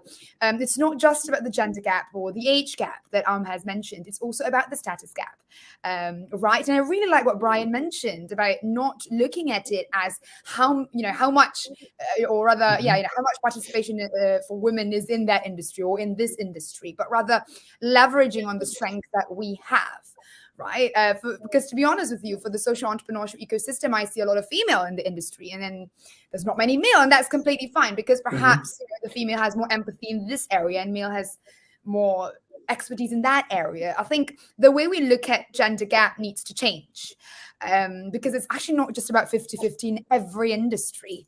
It's actually about what you're good at. And at the end of the day, we're created differently. And there's a certain set of empathy or expertise that female and male, they have differently. So let's focus on more important elements like the age, like the status gap, because the social justice issues are actually a huge gap that is happening across industries, not just tech. No, indeed, Rhoda, you're right. And in fact, I think an excessive focus on gender issues distracts us from perhaps other issues that are playing out as well. And I also point out that we're living in this complex world where it's not just male and female anymore, but perhaps different nodes of identity as well. I've got a great question here, because we've been talking a little bit about all these very important, call it what you will, soft skills, dispositions, attitudes, perhaps even traits. And perhaps that allows some people into thinking, well, as long as I'm resilient, agile, and what have you not, I'm going to be able to find a job in Silicon Valley, right? So I've got a question here. How can students who consider themselves non-technical or non-STEM venture into the world of tech, right? Overcome perhaps the intimidation and perhaps even that knowledge gap and just venture forth anyway. Perhaps can talk about some of the challenges you see in Thailand. Yeah, we meet a lot with students like this that are not technical and they want to change into the IT. But mostly, for this group, they have the thirst, they have the commitment. Usually, the confidence is what they don't have is the knowledge on the technical, and they know that no matter how they study tech course, it's still not enough because they say like usually they need someone, someone to be like a mentor, like someone that in the real industry, to come and talk with them. So we use a lot of mentorship model, not just the technical, but employability and also social and well-being also. Because another aspect that we overlook also in this talk that we met a lot, because there are more and more people have the mental issue that to do with this being employed across sector. And I think the confidence, we can't always ignore this element also, and there are more and more people. So we also bringing a social person also to come and make sure that it's comprehensive. So to in some, let them know the technical and also don't ignore all over elements. That's great. Rhoda, what about the Malaysian experience? Yeah, I was actually about to jump there. What I mentioned is really good. Mentoring is really important, but I actually wanted to share personally as well. So Accelerate started as an education-based social enterprise, but now we're actually venturing into tech as well because we're building our very own online learning platform. And we actually just closed our investment round 2 weeks ago. And now I'm going into tech, and I've got no experience in tech. I graduated law, so that's like point A and point Z, right?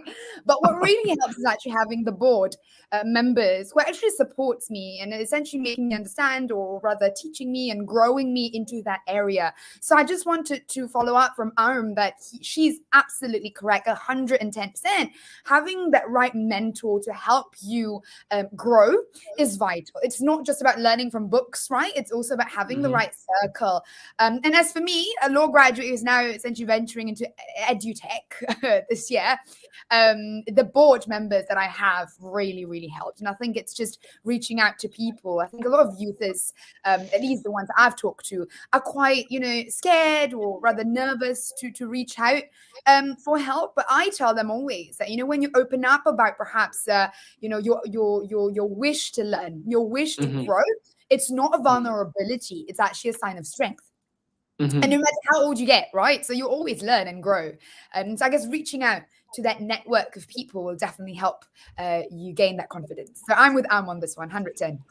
No, I think that's right. But I think at the same time, we perhaps need a dose of realism as well, because we might do a whole bunch of folks a disservice if we tell them that you can do anything when clearly no one can do everything.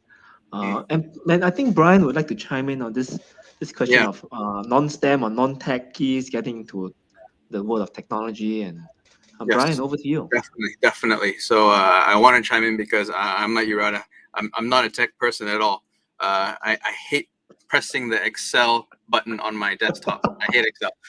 Okay, so I'm really not a tech person, not a STEM person. But okay, so let me give some insider information. So one route for anyone that you feel you're not a techie person but would like to get into this, so you can consider the route of being a product developer or a product manager. Okay, because product. Okay, when we're talking about product, we're not talking about physical product like shampoo or something like that. We're talking about a tech product, which would be an app or a web page, right? So a digital product, right? So a product developer, a product manager role, you don't need tech background. If you have a liberal arts background, you have an artistic background or whatever it might be, right? Because a product manager is essentially an interface role where you are the interface between the engineers and whatever other stakeholder group there is. So as long as you can listen deeply, really understand, read between the lines to understand what the business requirements are or what this stakeholder group's requirements are, and then you're good at then communication and interfacing that with engineers and vice versa, right? Then that's the role, right? So actually, a lot of people that I've worked with, that I've had career conversations with, once I mentioned the product manager role, they're like, "Whoa, I can totally do that." And they've gone out, they've landed those roles, right? So to me, product management roles are very real and viable options for people with non-tech background. So I just want to share that as a bit of insider information. Okay, that's great. Okay, everybody send your CVs to Brian right now. Okay, let's change gears a little bit, because part of the conversation talked about the myriad skill sets that will allow our young people and perhaps even all of us to not just survive but thrive in this world of Industry 4.0. And we talk about the stuff that we now regard as the air we breathe, right? This should be basic data analytics, data literacy, and so forth. And we talk about some of the other things that variously we call traits and attributes and stuff like that, agility and creativity and so forth. And yet globally, in education systems everywhere, there's a kind of a caste system, right? That the STEM degree is viewed more favorably, perhaps, than non-STEM degrees. There's kind of a pecking order. And because of the pandemic, we see many universities shutting down some of their programs in the arts and humanities. How do you see this play out? Because on the one hand, we say we need more of these creatives and imaginauts, right? People who can imagine. But on the other hand, no, the funding is drying up. How do you see this playing out? Is this happening in Malaysia, rather? Oh, there you go. I'm not sure whether it's happening rapidly in Malaysia, but I do know that it's a topic that people talk about here. And I think it's the caste system that you mentioned, right? So a certain degree is better than the other, or a certain degree is more popular than the other. And just going back to the question that was asked by Jin, if I'm not mistaken, defunding arts degree is actually a step backwards as opposed to a step forward. Reason being, it's important that it's important to understand that each human being have got their own interest, and defunding a certain type of degree is actually basically stopping them from pursuing their interests, or rather pursuing what they love, and thus it does sort of disrupt their imagination and later on affect their employability or rather marketability in the workforce. So I don't agree on this at all. In fact, I was actually in a conversation last couple of weeks talking about this and whether or not to not take a batch of students for a certain type of degree. And then I vote not to do so, because you're limiting the human, or rather the youth's capacity to grow in the area that they want to grow in. I think enough of the time where people say you should be ABC, or rather in the ASEAN culture, at least I'm from an ASEAN family. I mean, I'm Asian, as for all of you. You should be a doctor, you should be a lawyer, you should be, enough of that already. That sounds very familiar. I know, right? I know. Oh God, memories. Anyway, that's moving backwards, and defunding a certain type of degree is the way forward, because actually the way I see it, when someone pursue what they're interested in, that actually helps them, or rather helps unravel their imagination sooner or later. So yeah, you should be able to pursue what you're interested in, because it does help you with your creativity and get your sort of brain rolling. That's fantastic. Very quick reactions now. First from Brian, then Aum. Brian, please. Sure. Yeah. For me, I mean, simplistically, I'm not worried about the defunding, because to me, actually, what I encourage people to do, and where I see that creative still coming out, as long as, again, this is a bit skewed to tech companies, a bit more youth centric, right? Which is, as long as you're plugged into pop culture, you're in a good place. Whether or not you have access to the more liberal arts sort of degrees and whatnot, but as long as you're active, fully engaged in pop culture, you will thrive. You'll be able to thrive in the tech company space, because a lot of things that we do are very much linked to youth culture, very much linked to pop culture. So you're plugged in, you're active on TikTok, you're really good with operating Zoom, really good with operating Teams, right? These are all practical skills. Creativity will naturally flow in as long as you're plugged into pop culture and plugged into what's current. And that's the nature of our organization. So therefore, to me, I'm not too worried about the defunding from that point of view. That's great, Brian. In your opening presentation, you talked about cross-cultural skills, and perhaps we also need to be talking about cross-generational skills, because it seems to me generations speak different languages as well. Absolutely. So that's a great point. The final word on this to Aum, please. Yeah, I agree with both, and I also agree that I think it's a step backward, but I'm more like a big fan of integration. You don't have to do funding art, but you can integrate it with something else or other faculty and make it like more relevant. So I think that's where the funding should go to. So that's my final word. That's fantastic. Okay, the time now is 4:30 Singapore time, 3:30 Jakarta time. And I'm sure you agree with me that we've gone on this extremely messy and meandering, but hopefully interesting and insightful conversation. Darren,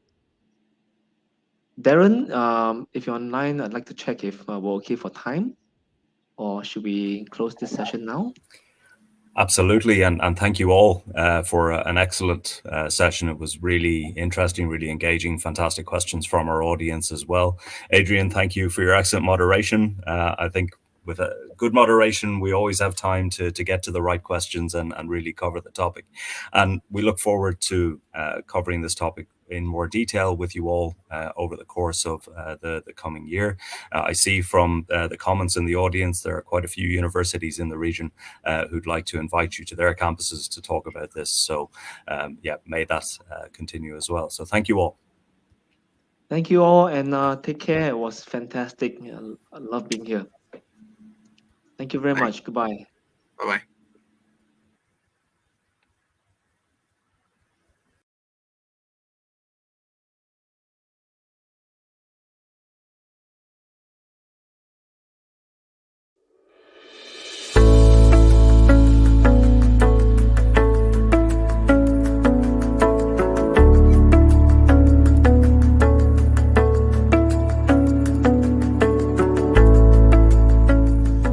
The training from SHARE has led me to collaborate onto a real virtual project with the SHARE alumni, along with the other team members from other programs. A few of us have worked together these past few weeks with the aim of working together and to help and support the community of Sekotong in Indonesia. And since we have built the trust between each other, I can say that despite the pandemic, we are able to get along with each other. From the SHARE program, I gained the capacity to collaborate with individuals from diverse backgrounds in order to accomplish a shared objective. And from that day onward, I've been in from project to project. I can say that I'm continuously practicing and honing these skills.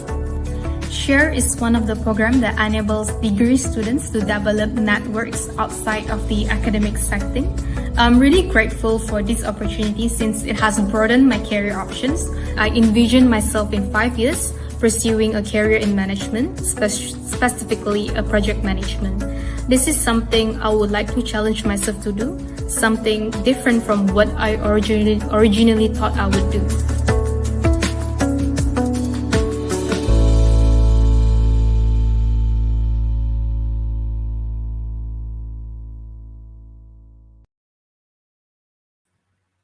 Welcome back. I think that was a great session, and yeah, we're now very lucky to have SHARE alumni again joining us, and moderating this session is Bagus, who was a SHARE alumnus from batch 3, and he did his mobility program at Hue University in Vietnam. Bagus is originally from Indonesia, and he graduated from Universitas Indonesia in 2019. He subsequently worked for 2 of our consortium partners, well, one primarily with Nuffic Neso Indonesia, and he's now working on the Chevening program, and he's an assistant at the British Embassy in Jakarta, helping deliver the organizational aspects of the program, as well as engaging alumni in Indonesia and Timor-Leste. So he's very well placed to engage our SHARE alumni today. Bagus, pleasure to have you here, and please introduce the other alumni to talk about Industry 4.0 and I suppose where they see their place in it. Over to you. Yeah, thank you, Darren. And it's a great pleasure always to be participating in the SHARE Policy Dialogue. I think today's topic is really interesting. We are going to talk about Industry 4.0, and we are currently doing it online right now through this online platform. I think this is a really great step forward for us. Even after the COVID-19 pandemic hit us last year, we are able to manage to do this thing. And yeah, that's correct, the introduction from Darren. I'm currently working for British Embassy Jakarta, and I'm a SHARE alumni from the batch 3. And therefore, I will be moderating this session today. And it is a great pleasure for me to invite the 3 other alumni who will be joining us today as the panelists, and they will be sharing their insights related to Industry 4.0 and how the Industry 4.0 have been impacting their career so far. So yeah, we are already joined by 3 other alumni, and they have been working in various different fields, and probably it would be best for them to introduce themselves. And we are already joined by the 3 alumni from 3 different ASEAN member states. I'm sure we will be hearing a lot of interesting information from them. Probably the 3 of you could introduce yourself a bit, maybe saying about to which country you did your mobility, where is your home university, and a bit about where you are joining us from at the moment, and what is your current professional activities, whether you are working or studying, and in what field. Let's start from the youngest one here, Aide. So what's your story? Okay. Hi, my name is Aida Aimanuddin, as you can see from the video earlier, and I'm from Brunei Darussalam. I participated the SHARE workshop program at the year of 2019 at Indonesia, and since then I have been involving with SHARE activities. Currently, I'm in my final year, majoring in chemical and process engineering, and I was awarded scholarship for my undergraduate study by Hengi Industri Sdn Bhd. My degree program is a joint degree program with University Brunei Darussalam and Zhejiang University, China. In addition to that, I'm also the project manager for Project Smart, where my team consists of other ASEAN member states, youth leader. Our aim is to raise awareness of ecological child right, ECR, and environmental concerns among students and teachers in Sekotong, Indonesia. Thank you. Yeah, thank you, Aida. And next we have Book Dararat. The floor is yours. Hi, everybody, and thank you for inviting me for today's session.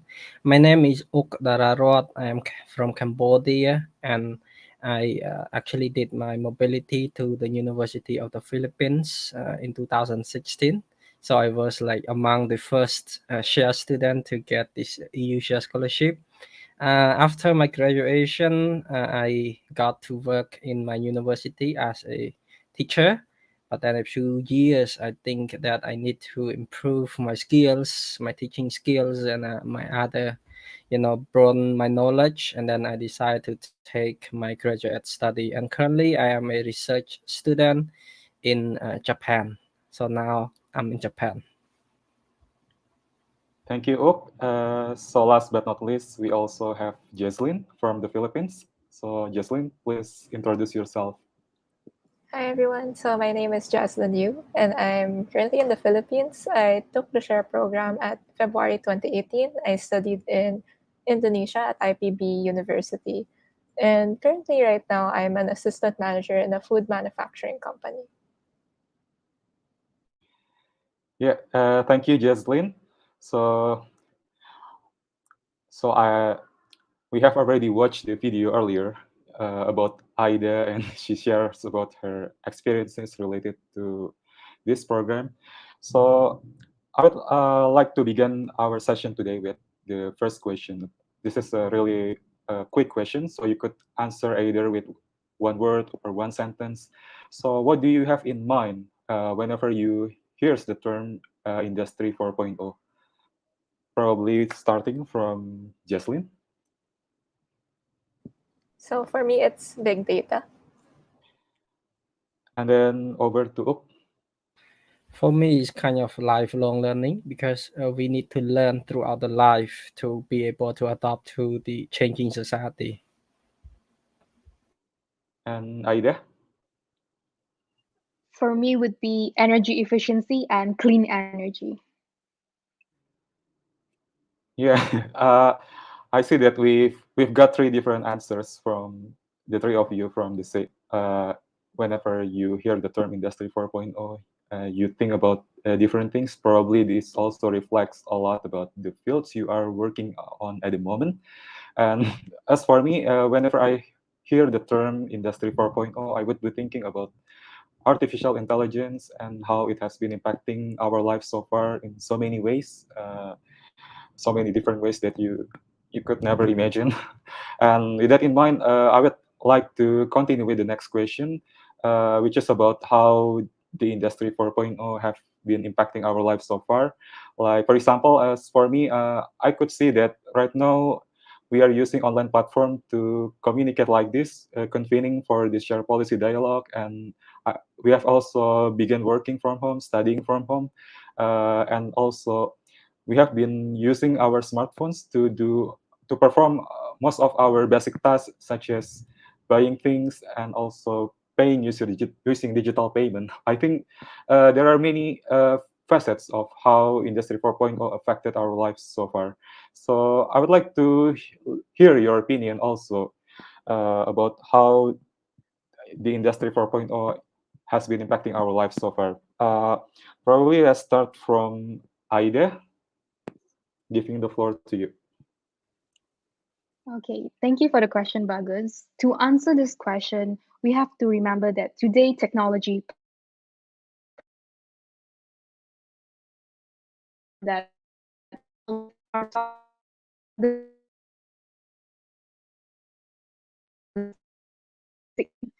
first what we do is open up our phone and calculate the application. With the increased usage of technology, the demand of energy also rises, and it's something falling apart. What we us in my opinion, the most significant influence of Industrial 4.0 on my career is when I'm being scheduled to continue my study at Zhejiang University in China, where everything changed in the blink of an eye due to COVID-19. Since I am majoring in chemical and process engineering, generally we are required to do hands-on experiment. But transitioning from a physical experiment to a virtual experiment is rather challenging, but quite fun at the same time. It is always the first transition that is difficult, but as time goes by, we are adapting to the changes. In short, we can conclude that Industrial 4.0 has been ingrained in our life. Thanks, Aida. So you're quite positive that the first transition is always the most difficult, but eventually we will be able to adopt many technologies in the Industry 4.0 era. And yeah, the next person I would like to ask is Jaslyn. So Jaslyn, could you please share a bit about your story related to how the Industry 4.0 impacting your life so far? So for me, it affects a lot of parts of my life, definitely. One of which is social media and how it affects people's points of views and beliefs. And especially for us right now, election is coming close, and this is where we get most of our information. This is where most of the people choose their candidates. So it's really a big part of how social media developed itself to something so big right now, as well as, for example, when I buy things online, you can get them delivered right at your doorstep. I don't even go outside to buy my food anymore. Most of these things are at the convenience of your smartphone, and I expect that there are more innovations in the future, or things that we could expect that would be very different. Yeah, thanks, Jaslyn. I would like to ask a follow-up question probably to you about the social media, especially since you've mentioned about it, how it has been impacting our decisions and our behavior. And I've been frequently finding this term about social media addiction that many people find it terribly difficult uh, to get free from the filter bubble in the social media, like they are unconsciously making decisions due to that influence of the social media algorithms. So, in your opinion, do you think is there any way for us to anticipate the social media addiction and how to moderate the use of our smartphones nowadays? Okay, so for me, it's really about the education as well as the understanding that this is our responsibility, that we have to be disciplined to go against what these companies want us to do, which is to stay on their platform for as long as possible. So, as much as possible for us, we should at least try to educate other people and ourselves that we could also have a life outside of social media, and that this isn't everything. You know, you end up comparing yourself, you end up thinking that this is reality when you're stuck at these platforms for too long. So it's really about responsibility and trying to also tell people that this isn't everything. Social media shouldn't dictate most of our life. Thank you, Jaslyn. And the next, I would like to hear from Ok about your experience related to how the Industry 4.0 has been impacting your life so far. So please share your thoughts. Okay, so since Jocelyn mentioned about food, so I just want to talk about my experience yesterday. I actually went to a shop to buy, to eat something, and then when I went there, and then there was no people serving any food for me. Basically, I need to order with machine. I need to put the money in the machine, and then they change it with the machine. So everything is actually done by the machine. So that reflect to me that in the future the machine will be more available, especially in Southeast Asia and some country in Southeast Asia. So that will be some challenges for some jobs, for example, like service providing jobs, right? That don't really require any, people to do it because machine can actually do it. So this is just one of the aspects that Industry 4.0 will actually affect the people in Southeast Asia, as well as it has been affecting, other country in, in East Asia or in Europe or in the US, right? So come to the question of the effects of Industry 4.0, right, to my area of my employment. I would say, for example, I am a teacher, and I can say that education is the area that I've been working on. That is something that I spend a lot of time with, and I can see a lot of changes, right, within the educational field itself, right, from student carrying textbooks to student carrying tablets or laptops, and this is one of the way. And especially during the pandemic here, a lot of things actually has changed, from going to the physical class by to the attending the class online. So this is the change that is occurring in the current time. But in the future, when the machinery are more available, right, when the AI are more advanced, especially to Southeast Asia, a lot of things will be affected, and a lot of things will change, and that require very serious actions from the young generation, as well as the leading group, to make sure that we can adapt to this phenomenon in the future. Thank you. So, I'm a bit curious to ask a follow-up question, since you have mentioned previously about how, as an educator, you have been used to this transitioning towards digital technology to conduct the classroom, and we have been witnessing a lot of schools and universities have moved their classroom conducts online after the COVID-19 pandemic. And I see that there has been a challenge for older generation, older people, especially since there are many old teachers and lecturers from old age, and they find it terribly difficult to adapt to the new technology that has been used. So, asking from your perspective as an educator, do you think there is a way to bridge this digital generation gap between older people and youth?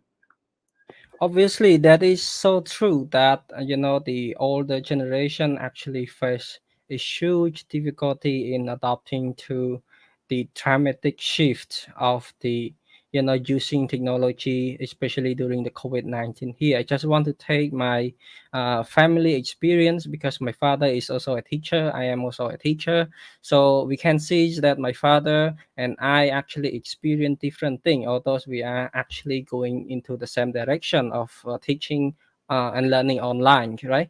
But my father, when it came to using the digital devices, using the internet for teaching and learning, he found it very, very difficult, right? We could afford to buy a laptop, but he couldn't even know how to turn on the laptop, for example, at first. So not to mention about using the laptop for teaching or for sharing documents. So that is absolutely difficult for teachers like my father, right? Older teachers like my father, right? So there are actually solution for that from my own perspective, and that is also in the field of my research itself. I've been focusing on lifelong learning, where institution, educational institution, or other private or public organization should focus on the lifelong learning, where employees in the organization or in the institution can actually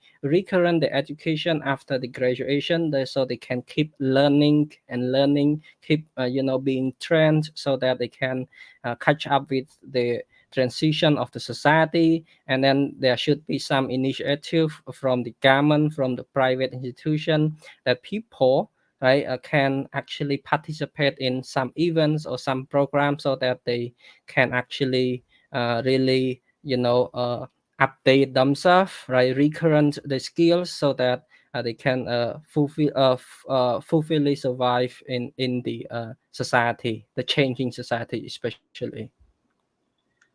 Okay, thank you, Uk. And I would like to resume the next question to Uk as well, related to the skills that future graduates will need in this 21st century after the Industry 4.0 era. So, in your opinion, what kind of skills that future graduates will need related to Industry 4.0?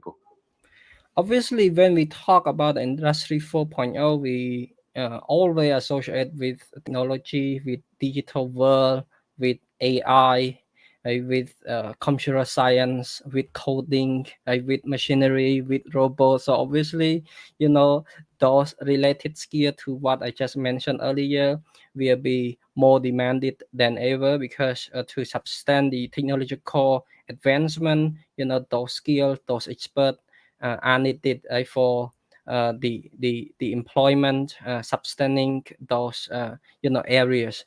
But I also want to point out that all the skills, not just only the technological skills, are actually important.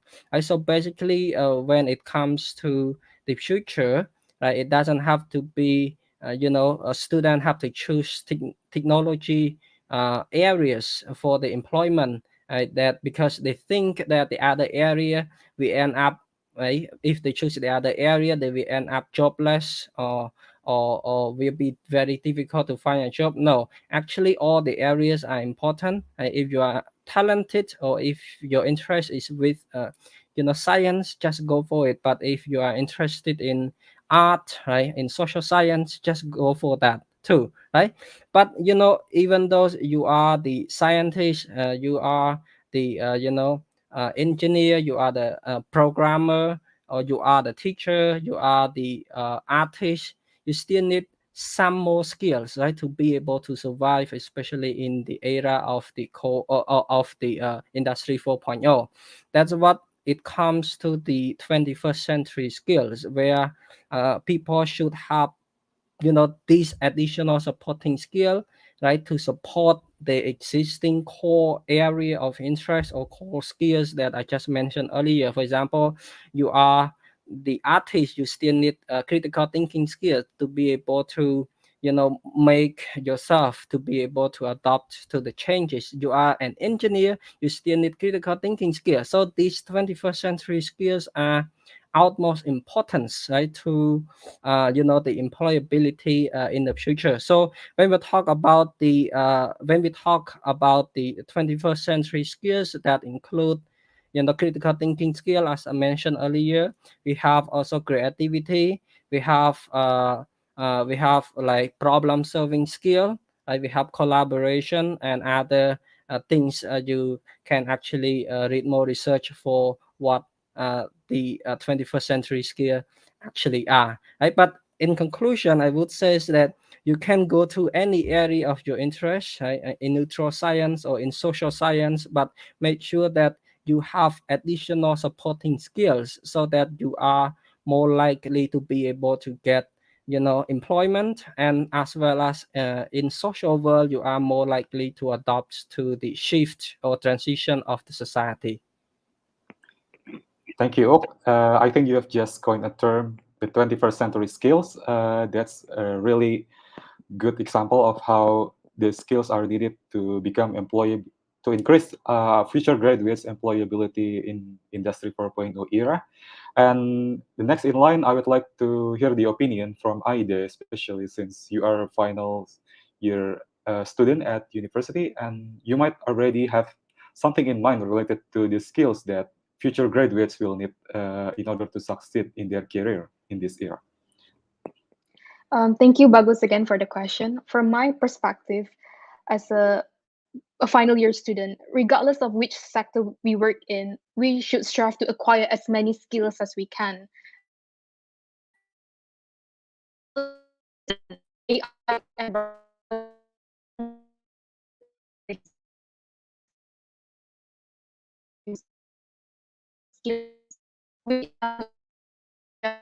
department. Having a variety of ability, whether soft or hard skills, would undoubtedly ease up our skill. Even though I am in the engineering field, I took the initiative to sharpen my skills in different fields. In addition to that, I've acquired multiple skills even though I'm at a very young age. And also, there's a lot of free courses in Google. We do not need to limit ourselves because everything is so readily available today. We can just learn anything simply by searching it on Google. It is entirely up to us on how much we are willing to learn and how much we want to change in order to maximize our potential. Thank you, Aida. I think your point about self-learning is really important in this Industry 4.0 era, since we are being faced with the advancement of technology. Even though we work in different fields, there are many ways technology affecting us today. And with that, I would like to ask the second question to Aida as well, related to your current career choice, and also how has you prepared to succeed in your career. And since even though I have already begun my career experience since 2 years ago, I didn't consider at that time about the need to pursue a career in Industry 4.0 and improve my skills related to that. So I want to hear your opinion as someone who is about to graduate. What is your preparation, and why did you choose your current occupation? Okay, my story is a bit different. So, upon graduation, as I mentioned earlier, I was awarded a scholarship for my undergraduate study. I will be working with one of the Brunei biggest refinery companies, since I'm bonded with the company. Of course, in terms of 4.0, I have to prepare myself in terms of my skill. I do not limit, especially during my summer break. I took the initiative to go to my higher education office and say, I need to apply for internship. So I applied for different internship voluntarily without any payment, and I've also contacted different office. So last summer, even though I'm still studying online, I took the initiative to contact the safety officer at the university. I'm interested to apply for this intern. So I took the initiative to enhance my skill, because I know that next year I'll be preparing to work. So at least I have the skills now. It is me that I have the skills. Furthermore, since in terms of Industrial 4.0, my role here is actually quite big, because I need to ensure that I need to update myself with the current technology and anything related to it, because everything, as I mentioned earlier, everything is available in Google. So I took the initiative as well to take free courses at Google, because it's free and we are working from home now. So it's much more easier for me to develop more skills and more skills and more skills. Yeah. Yeah, thank you, Aida. And next, I would like to ask the same question to Jaslyn. I see that you have been working for 1 year since your graduation. Probably you could share us a little bit of your experience related to how you applied for your current job, and how has you prepared so far in advance of Industry 4.0 in your career field.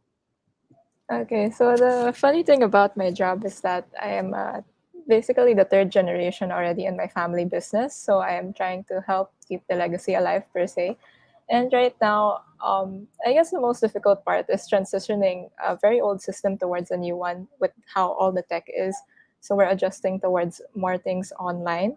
And I guess with how businesses as well as jobs are going to change, there's definitely going to be less types of jobs, because you do want to prioritize efficiency, and robots can be more efficient with certain menial tasks. But that doesn't mean that people won't have jobs anymore, especially since we also look at people who add value, who add creativity towards the business as well as to overall society. So I'm not necessarily afraid that people will start to particularly lose jobs, as long as they're very willing to learn, like what Ida has said. And I do want to emphasize knowing collaborative platforms such as Google Workspace and Microsoft Teams, which was discussed in our previous talk actually, is very crucial at this time period. That is one of the main skills you should know. And being able to adapt as well as learn will really get you ahead. Thank you, Jaslyn. So you believe that robots will not overtake humans' jobs in the future? Yeah, I don't think everything will be overtaken by robots.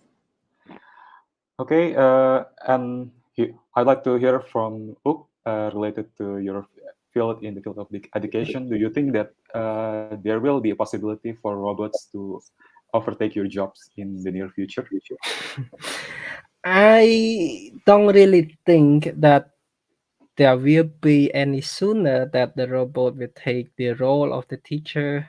Maybe, I don't know, Industry 5.0, Industry 6.0, that might be possible. It's still possible for Industry 4.0, but it is unlikely to happen, based on my own opinion, because I think the role of the teachers still there, still present, maybe not in the physical classroom, but there should be teachers available to teach a student, and directing the educational system from the right from the current one to the right system, which prepare a student to to be able to find to be able to fit in the market, right, current market or the market in the future.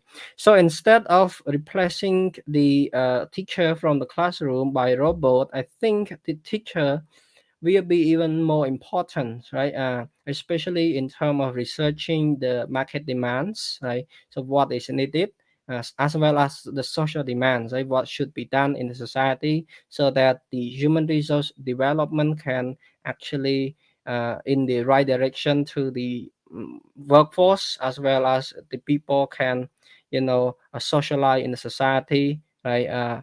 Creating peace and stability, right? So this is how I see the role of the teacher in the future. Right? Robot may play or machine may play some part. Obviously, it is actually playing, and it will be continuing to play, right, in term of educational field.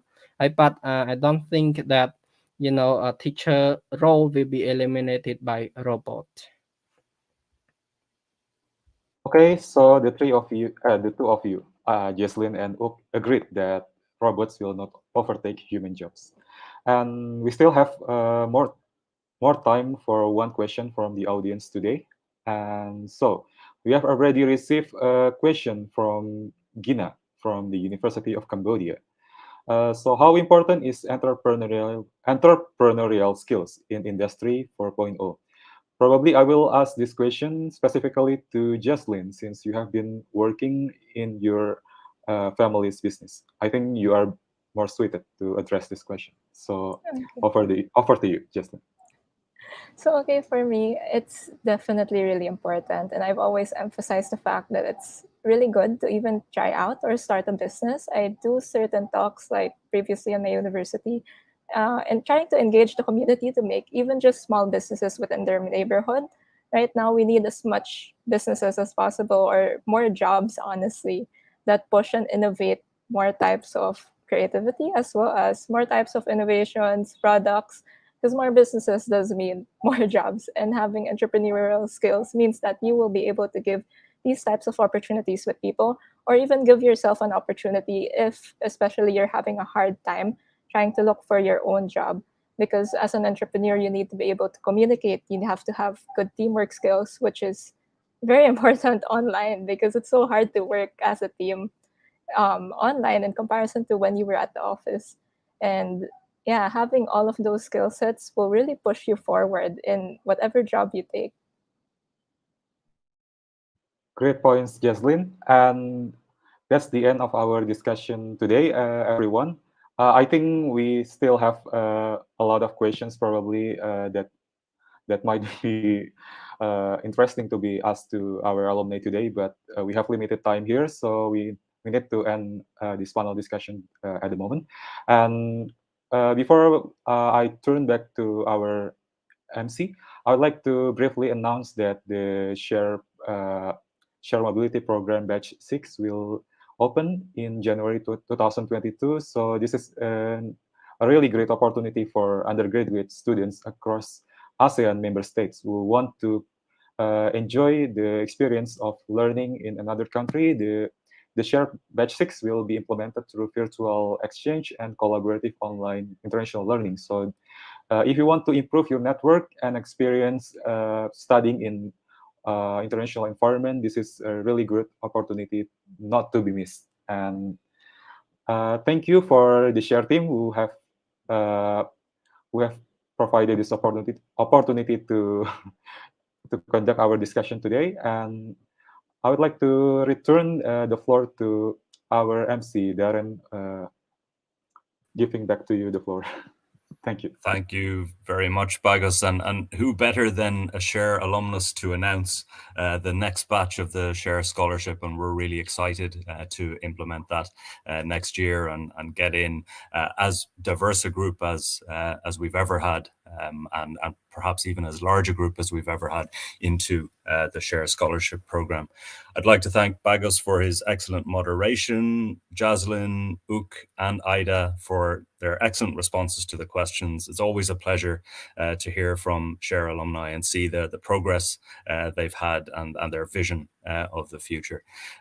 We look forward to welcoming you back next year and hopefully in a hybrid event where we can all gather together in the one place as we used to. Thank you again, and we'll now move to the next session.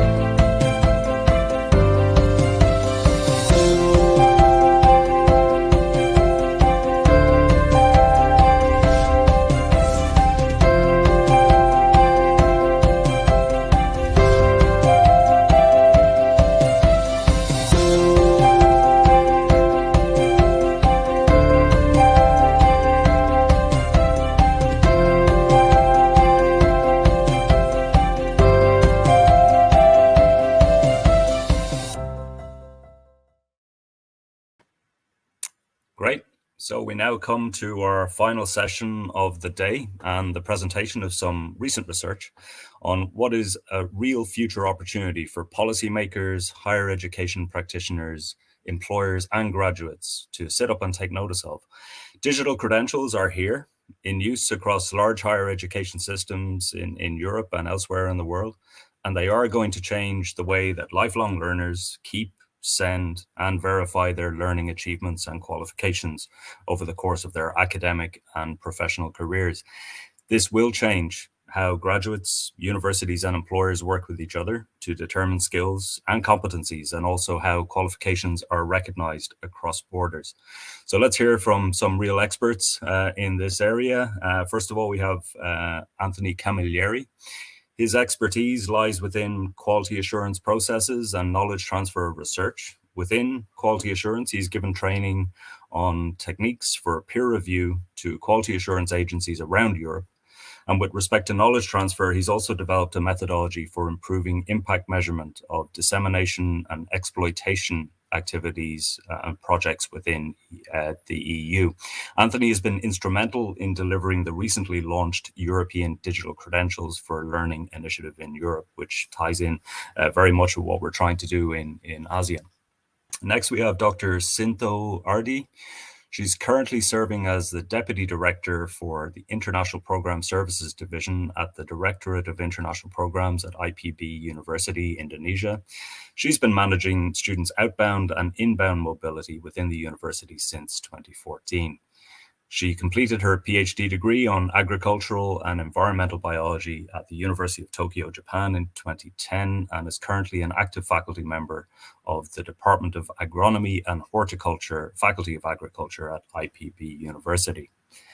And moderating the questions and answers in this session is Ms. Ildiko Mazar, and guest speaker to the recent SHARE models for implementation of digital credential transfer systems and the sessions that SHARE has run with the community of practice and the wider SHARE partner universities on developing digital credentials.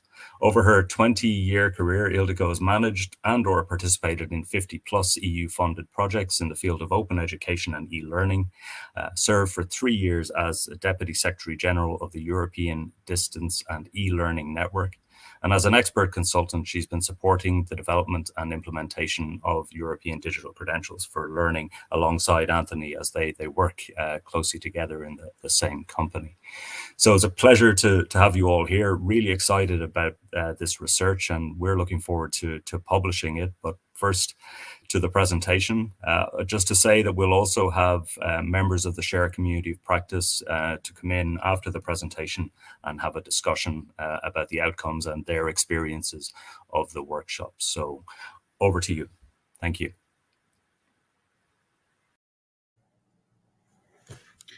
Thank you very much, Darren. Can we bring the slides up, please?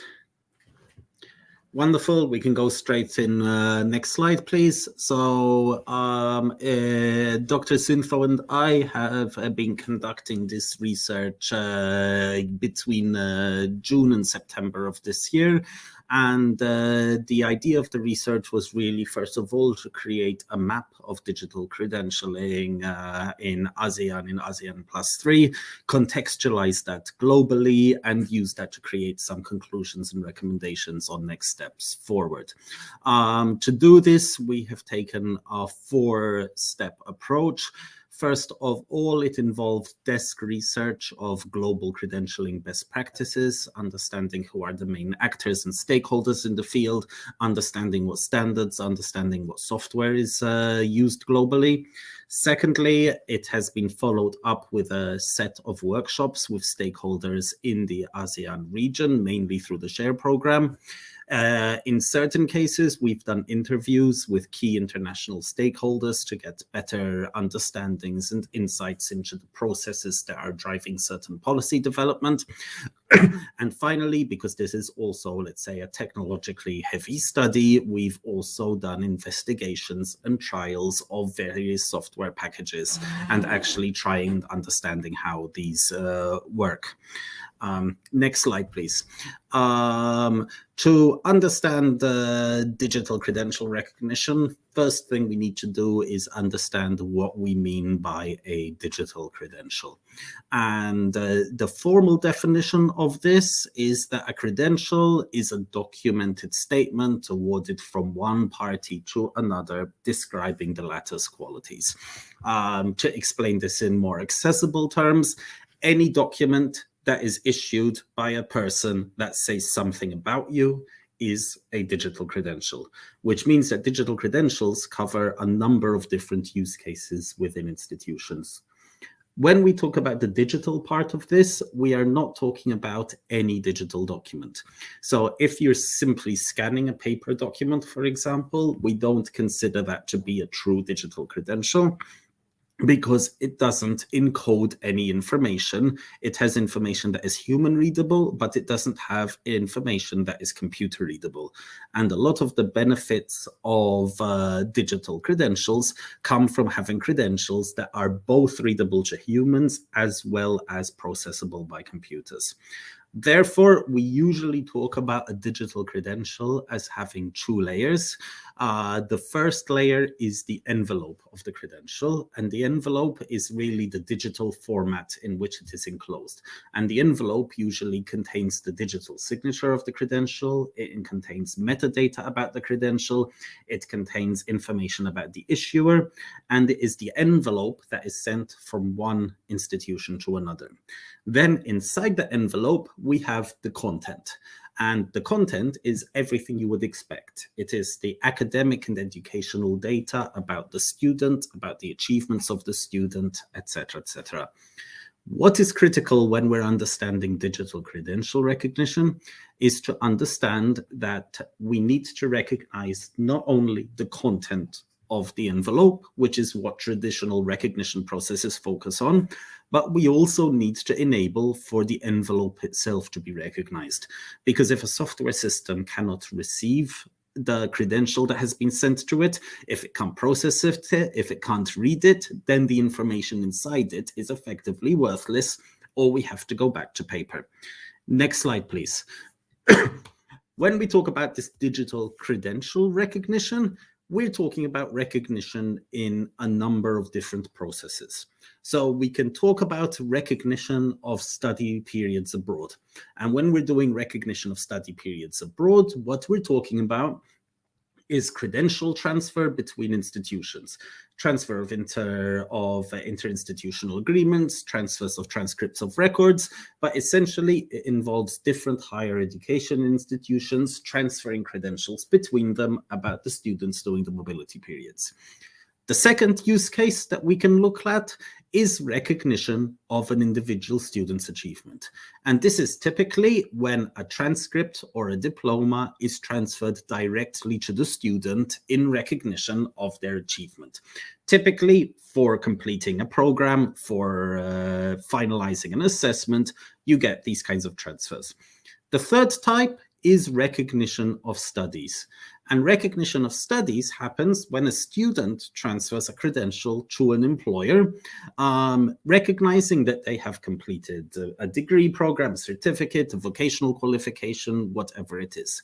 And when we talk about digital credential recognition within the context of this study, we have tried to focus on all three of these recognition scenarios. Next slide, please. What are the benefits of going digital? This is an important one, because if we're going to talk about digital credential recognition, it's not enough to say, well, we should go digital because everything is going digital. There should be concrete benefits to each of the users involved. And if we think about who are the users in a credentialing process, you have the institutions that issue the credentials, you have the students who hold the credentials, and you have what you might call the verifying party. And the verifying party can be another higher education institution, or it could be an employer. For all of these, if you think about the process of issuing a credential or of recognizing a credential, these are processes that can often take days or weeks, or sometimes, especially in a cross-border context, can even take months.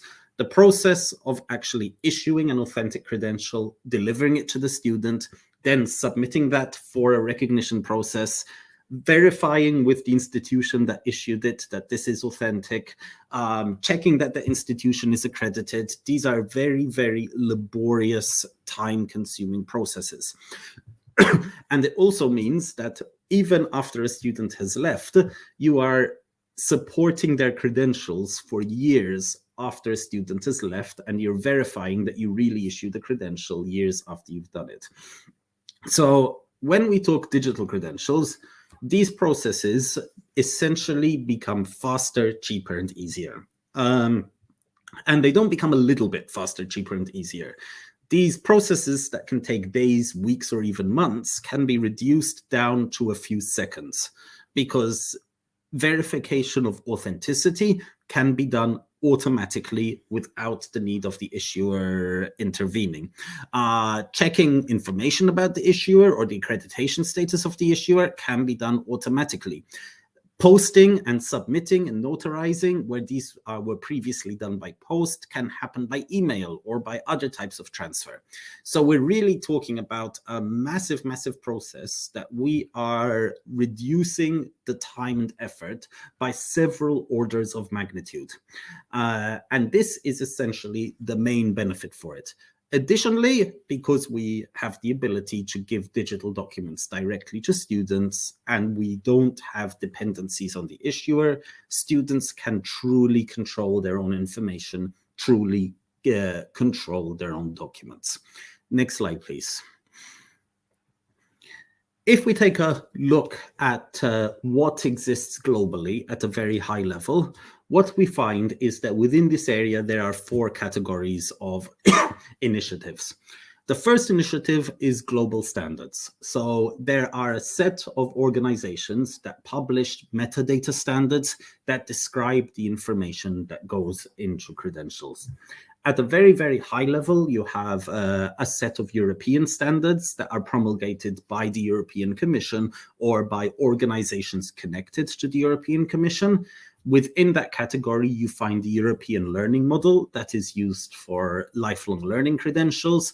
You also find the ELMO model that is used for higher education credentials in certain countries. These European standards are generally available fully for free, can be used by any organization, and are coordinated with European mobility and recognition processes.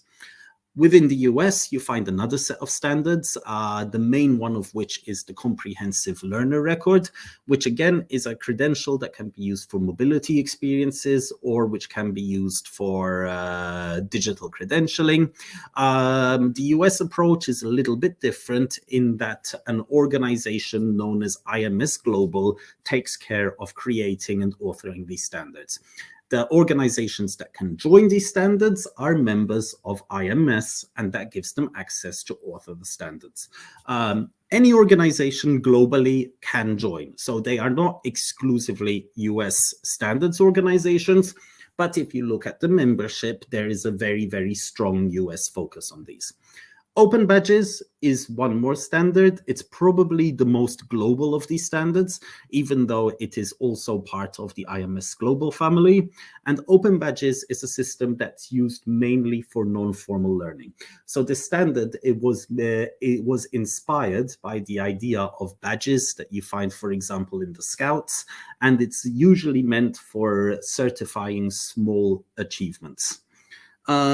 If we look then into the software packages that are available, if you look into student mobility initiatives, the only real global network for student mobility software exists in Europe. Through two projects, Europe has developed has slowly developed an infrastructure that allows any institution in Europe to share mobility data, including the mobility agreement, the interinstitutional agreement, the transcript of records between institutions as students go. That is slowly also being integrated into an app for students, which allows them to manage their mobility experience. At the moment, there are about 3,000 universities in Europe that are on this network, and over the next 2 to 3 years, it will actually be growing to every university in Europe. To our knowledge, there is no comparable network to this anywhere else in the world.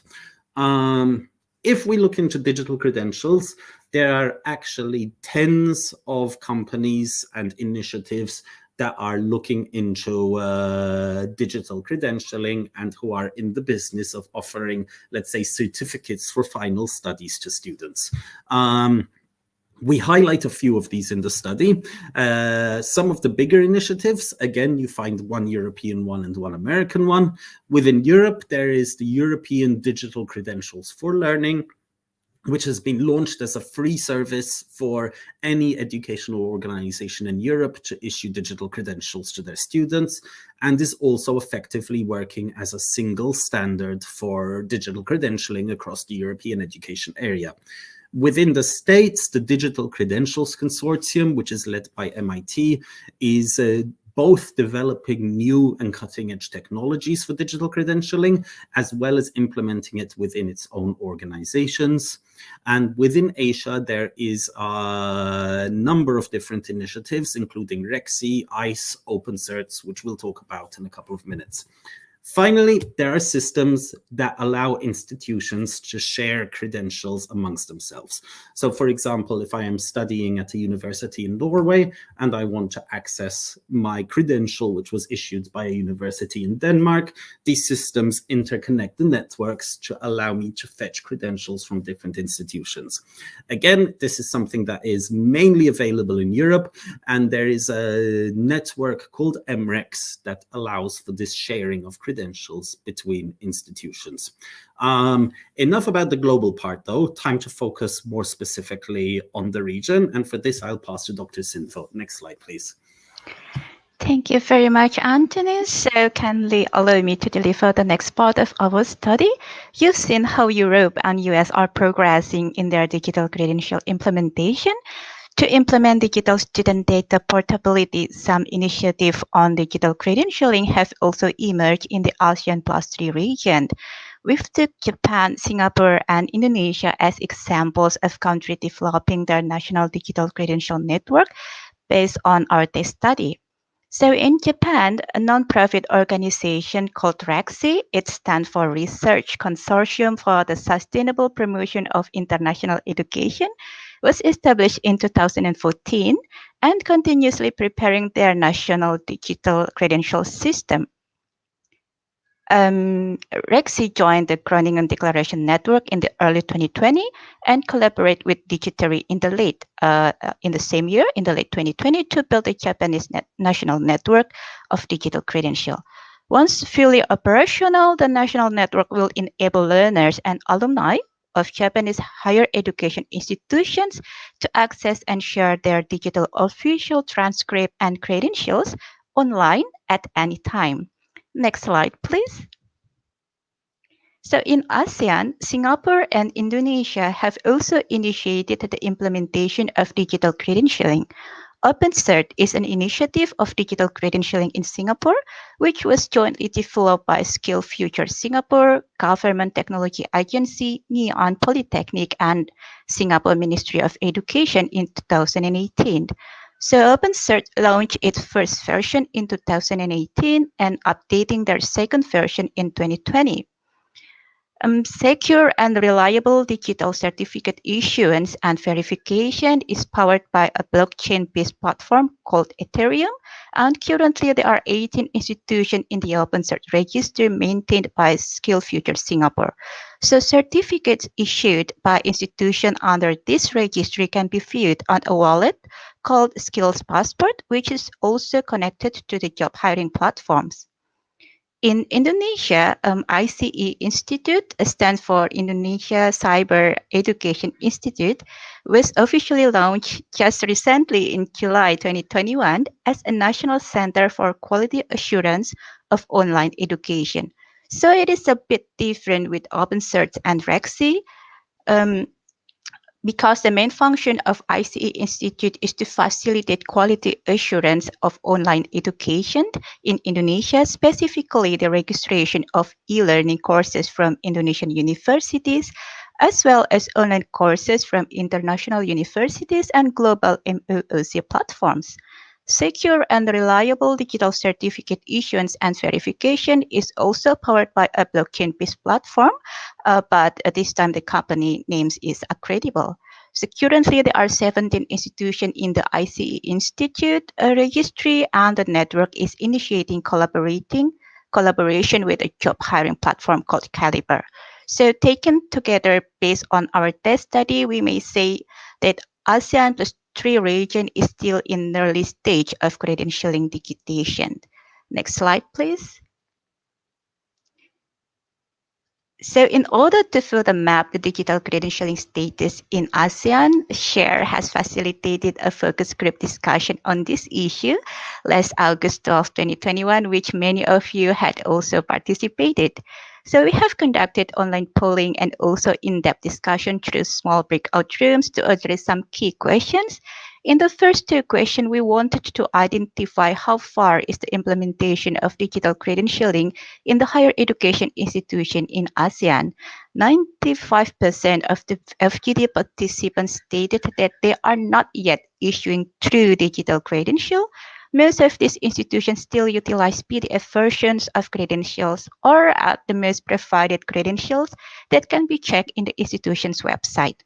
However, in terms of digital system of credit transfer, 45% of this institution mentioned several credit transfer platforms which they have utilized and which they believe to be digital system for credit transfer, including the Share AECTS platform, the AUN credit transfer, UMAP credit transfer, and the Erasmus Plus credit transfer platform. Next slide, please. In the next set of questions, we wanted to identify the perception of the participants of how important of digital credentialing for them. 56% of the participants stated that increasing digitization of credentialing in their institution is in high priority compared to other priorities. And 97% of the participants agree that there is a need for increased digitization of credentialing, indicating that digitization of credentialing in the region is necessary, citing on major advantages of digital credentialing such as increased ease for employers to access learner transcript, improving the credit transfer process between universities, minimizing the bureaucracy, and lowering costs. However, most of the participants also stated that there are not yet regional or national policies or projects on digitization which are relevant to credentialing. The absence of national policy on digital credentialing is seen as one of the challenges in digital credential development in ASEAN. Next slide, please. So based on in-depth discussion with the FGD participants, we have mapped 5 major challenges in digital credential adoption in ASEAN region, including the first one is technological capacities of institutions, including both in infrastructures and human resources to implement such systems, and security, in which institutions are still hesitant about the possibility of fraudulent digital credentials. Difficulties in shifting from paper-based credential is also seen as challenge due to unawareness of stakeholders, including universities, employers, and governments of this system. Policy issues, like mentioned before, is one of the challenge, including the lack of government policies and funding for digitization. Last and not least, different standard of educational system among ASEAN higher education institutions leads to difficulties in a common system implementation for digital credential recognition in the region. By saying this, I pass again the presentation to Anthony to continue with the remaining of our study. Thank you. Next slide, please. In our overview of all of these projects, what we found is that successful projects actually have a number of things in common. First of all, is the most successful projects all are not promulgated by a single company, but are actually governed by either public authorities or by multi-stakeholder organizations. They are group initiatives serving the community from the community. Secondly, we found that all of the most successful projects are also based around open standards and open software. It is not always exclusively open standards and open software, but there's always a very, very strong basis of this. Thirdly, what we find is that a successful approach generally doesn't say, here's a piece of software, everyone has to use the same piece of software.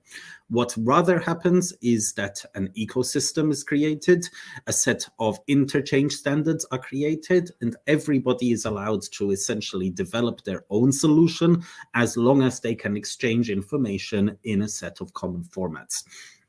We find that the amount of time needed to get a project up and running with the right number of organizations and the right amount of documentation is generally around 5 to 6 years to actually start from nothing to becoming mature. And once there, all documentation standards need to be continually reviewed and updated to keep up to date. Lastly, we find that the best credentialing projects are not isolated projects that are focusing exclusively on digitizing documents, but are integrated into wider projects on the digital labor market. This could include integration within ePortfolio or CV systems. It can include links to skill frameworks, links to skills intelligence, etc., etc. Next slide, please. At the end of this, we make a set of recommendations on how digital credentialing could be accelerated in the ASEAN region. First recommendation here is that there is nothing really different about digital credentialing in ASEAN, digital credentialing in Australia, digital credentialing in Africa, or digital credentialing in Europe. Digital credentialing is generally not so different, which means you don't need to reinvent the wheel. Rather, it makes sense to pursue alignment with a set of EU standards and with a set of standards and software that already exist. We recommend that the EU ones make the most sense to follow, simply because the EU ones are, first of all, freely and accessible to everybody, and therefore are truly open source. And secondly, because especially in terms of mobility procedures, the ASEAN universities are more aligned with European ones when it comes to mobility procedures. Secondly, we say that you shouldn't try and do everything at once, but rather that a technology roadmap should be defined for credential recognition, and that each use case should be developed in order. We suggest that an easy to start with use case is sharing of credits between institutions for the purposes of mobility, and then growing into digital credentials for employment as time goes on. Thirdly, when we look in the region, we find that there is not any, that there isn't a clear regional actor that could promote digital credentialing across the region in a fast way very, very shortly.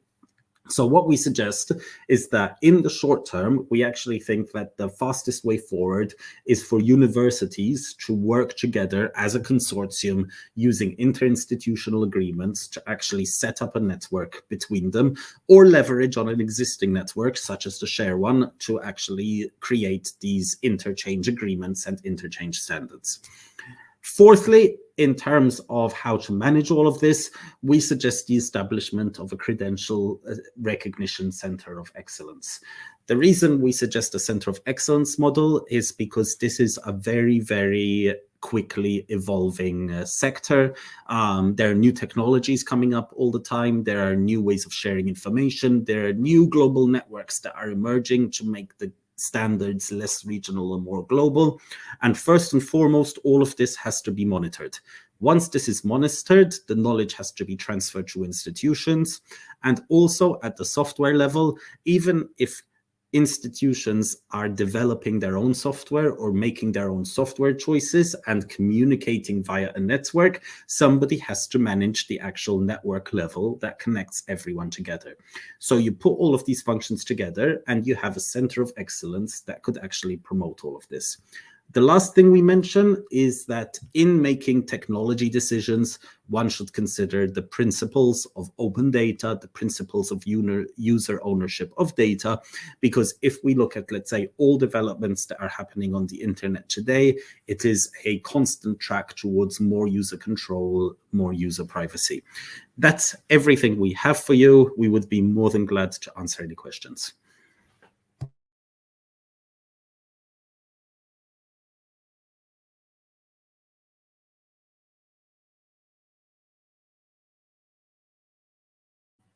Ildiko, I believe you are muted.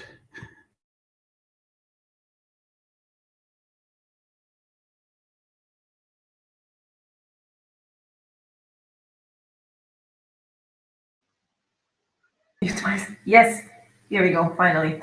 Thank you very much, Dr. Sinto and Anthony. This was a very information-rich presentation. I hope the audience could process everything. Perhaps before I introduce our panelists, just a quick question about the local context, and maybe that goes to Dr. Sinto, about how you see a role for the government and higher education institutions in the region to help with this implementation and this shift. Okay, thank you, Ildiko. We've discussed this issue during our 5 weeks workshops, and every participant agree that in ASEAN working culture, a top-down policy as well as bottom-up policy is mutually important. So we think that higher education institutions see the needs of digital credentialing, so they need to prepare package of information to be proposed to the government, and the government start the policy to the top-down policy, and then make the networks between ASEAN regions. Like SHARE is connecting higher education institutions in ASEAN, but we also have another consortium which is initiated in the government level. So the cooperation is between governments, and so I see to address your question is mutually important. Both higher education institution and government to collaborate together to implement or initiate the development of digital credentialing in the ASEAN region. Thank you very much. It's great that you touched on these capacity building workshops that we introduced, and there might be further questions about this, but I'm mindful of the time progressing, so I would like to bring in and introduce our panel members for today, who are Ms. Gina Lopez, who's the Vice President for International Affairs at the University of Cambodia, and Dr. Lorin Chua Garcia, who's Vice President at the External Relationships and Relations and Internationalization at De La Salle University in the Philippines. Welcome, and if you have any questions to the speakers before we kick off the debate, the floor is now yours. Okay, so maybe I can start. Yes, good afternoon. And since this is our last day for the our conference or workshop, whatever we call it. So, but anyway, we have done the 5 weeks continuously. I mean, 5 weeks every Friday, right? And it was a great experience actually, because from the International Relations Office and then bringing us to the HTML, to this kind of technology, to this kind of language, that what is this? But because of the moderators, so because of of course, Eldico is there, Anthony, and then Dr. Sinto, we managed to really make it to understand, not 100%, but it's there, right? We got the objective. We got this kind of importance or significance of these credentials. So my point is, and this is leading to my question, is yeah, because of this pandemic, this 2020, there is more what we call felt need of these digital credentials. Why? Because we started to go online classes, because even our university, we don't do, right? But because of pandemic, we must, and because we need to continue this what we call lifelong learning, right? And because of that, yeah, credentials became the center, because we cannot go to another country. Let's say we apply, even share is into this a COIL or virtual exchange. So we cannot help it, but we go online, digital. So that's why I think this is really a kind of very good initiative from Share, because Share open our minds and bringing to our stakeholders, because we are in a private sector, bringing it to our president. It's a kind of investment. Okay, so, and yes, I will not make it too long. So given the lack of infrastructure, also technological knowledge, and also that is already presented by Dr. Sinto and then Anthony. So my question is, because it's not only about the students, but even the lecturers, to update, to upgrade their knowledge technologically.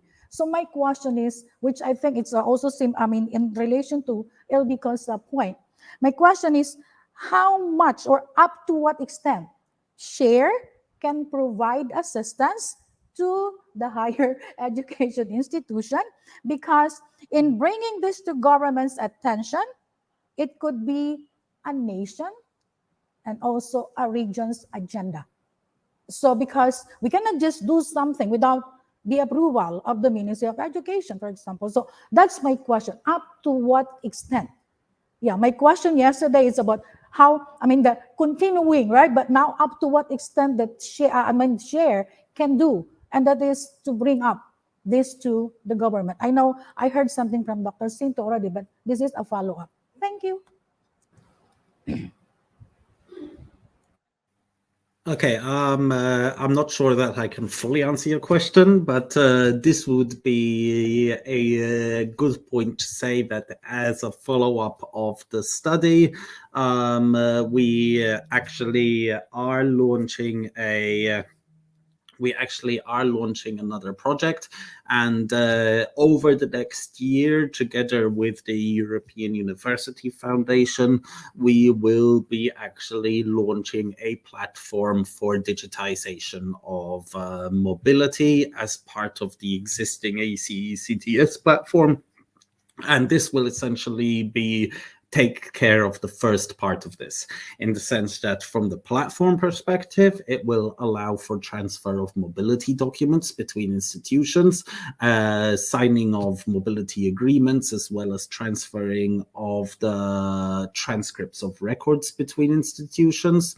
Furthermore, that will be supported by a number of workshops and trainings for institutions and actually how to operate all of this. And this is something that we will have up and running within the year. Secondly, in terms of other support, there is also the ASEAN Working Group on Higher Education Mobility, and this is something that will be taken up within that context, will be discussed further. Finally, I would say from my perspective, I would hope that all of this would, let's say, then take a more permanent structure, and that these discussions would slowly move forward towards the consideration and hopefully acceptance of this idea of having a center of excellence that would actually be responsible for providing this type of capacity building. Thank you very much. May I pass the word to Dr. Chual Garcia for questions and statements? Okay. Good morning and good afternoon to everyone. And thank you, Dr. Sinso, and also Anthony, for your study. My question actually is, you saw from your research that government actually is responsible for the mandates or the instructions to the different institutions. So they make things happen. At the same time, most of the funding, of course, naturally comes from them. But my question is, how do you incentivize government to really get involved in this? Because all the trainings and workshops have been focused on the staff of the different educational institutions. We're forgetting we may have to train the government people, because they're the people who most often do not understand what we're doing. So how far have we gone in that direction? I'd like to know. So I will speak generically here, and saying that, let's say, what we see in most, let's say, my team and I have a lot of experience working with governments in Europe on this. And what we have actually found is, quite similar to what you say, in the sense that it takes some time to be able to get governments on board. And the best way we actually find to get governments on board is not to try and preach to them and wait for them to start, but actually to start at the university level. What we find is that when universities establish an effective system of digital credentials between a small network of universities, and you can actually show it to government and say, look, here it is working between 20 or 30 or 50 institutions. Now, why don't we scale it up countrywide? Or what's happening in Europe, why don't we scale it up continent-wide? It's a much easier argument to say, let's scale up a working system than to talk about this theoretical system, which you need their help even to start with. So this is why even in our study, we recommended that you start at a consortium level via interinstitutional agreements, set up a working pilot, and then take that to governments and say, look, this is what we can do just as universities. Now imagine what we could do if you could support us. If I may add a little bit, I appreciate, Dr. Lauren, that you have addressed this issue. And I would say that what Ms. Kina mentioned about the pandemic situation, at least in Indonesia, pandemic push us to go online, and this put demand, and this demand grab government attention. And that's why the ICE Institute in Indonesia had been set up, because of the online courses. And because of online courses, they become aware that we need also online credentialing, and it's a digital credentialing. So the ASEAN government is already aware, but like you say, they don't know what is in the business yet. Yes. So what Anthony said before, if we started from the institutional levels, and we have this consortium, we can grab more attention for the government. I think this is a very important issue to address. Mhm.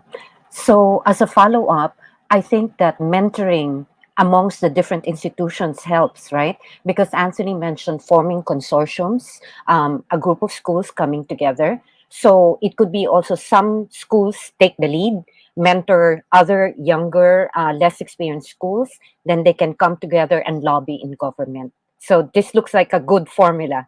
Yes? Thank you. Can I just add very short, because it was in the presentation. So this is about the ASEAN plus 3 region. So we have the Japan, we have Singapore and Indonesia.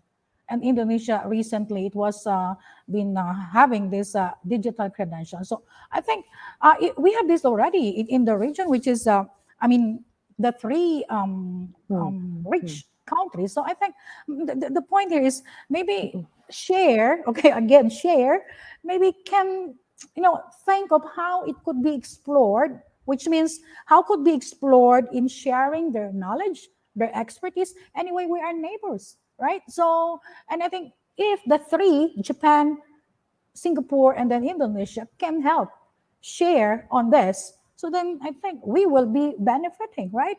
All of us who are not yet even have this kind of digital credential, established in our university. So what about that, right? So thank you.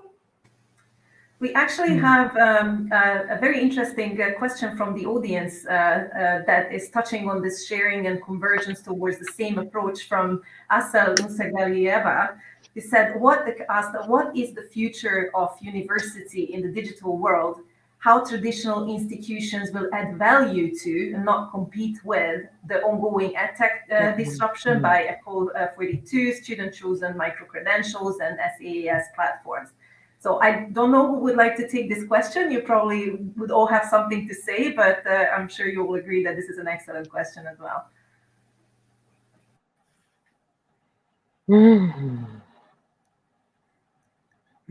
I mean, maybe I'll give it a shot. I would say that actually, if you look at the landscape globally at the moment, what you actually find, especially if you're speaking about micro-credentials, alternate credentials, etc., what you actually find is that universities are trying to catch up with the private sector in a lot of cases.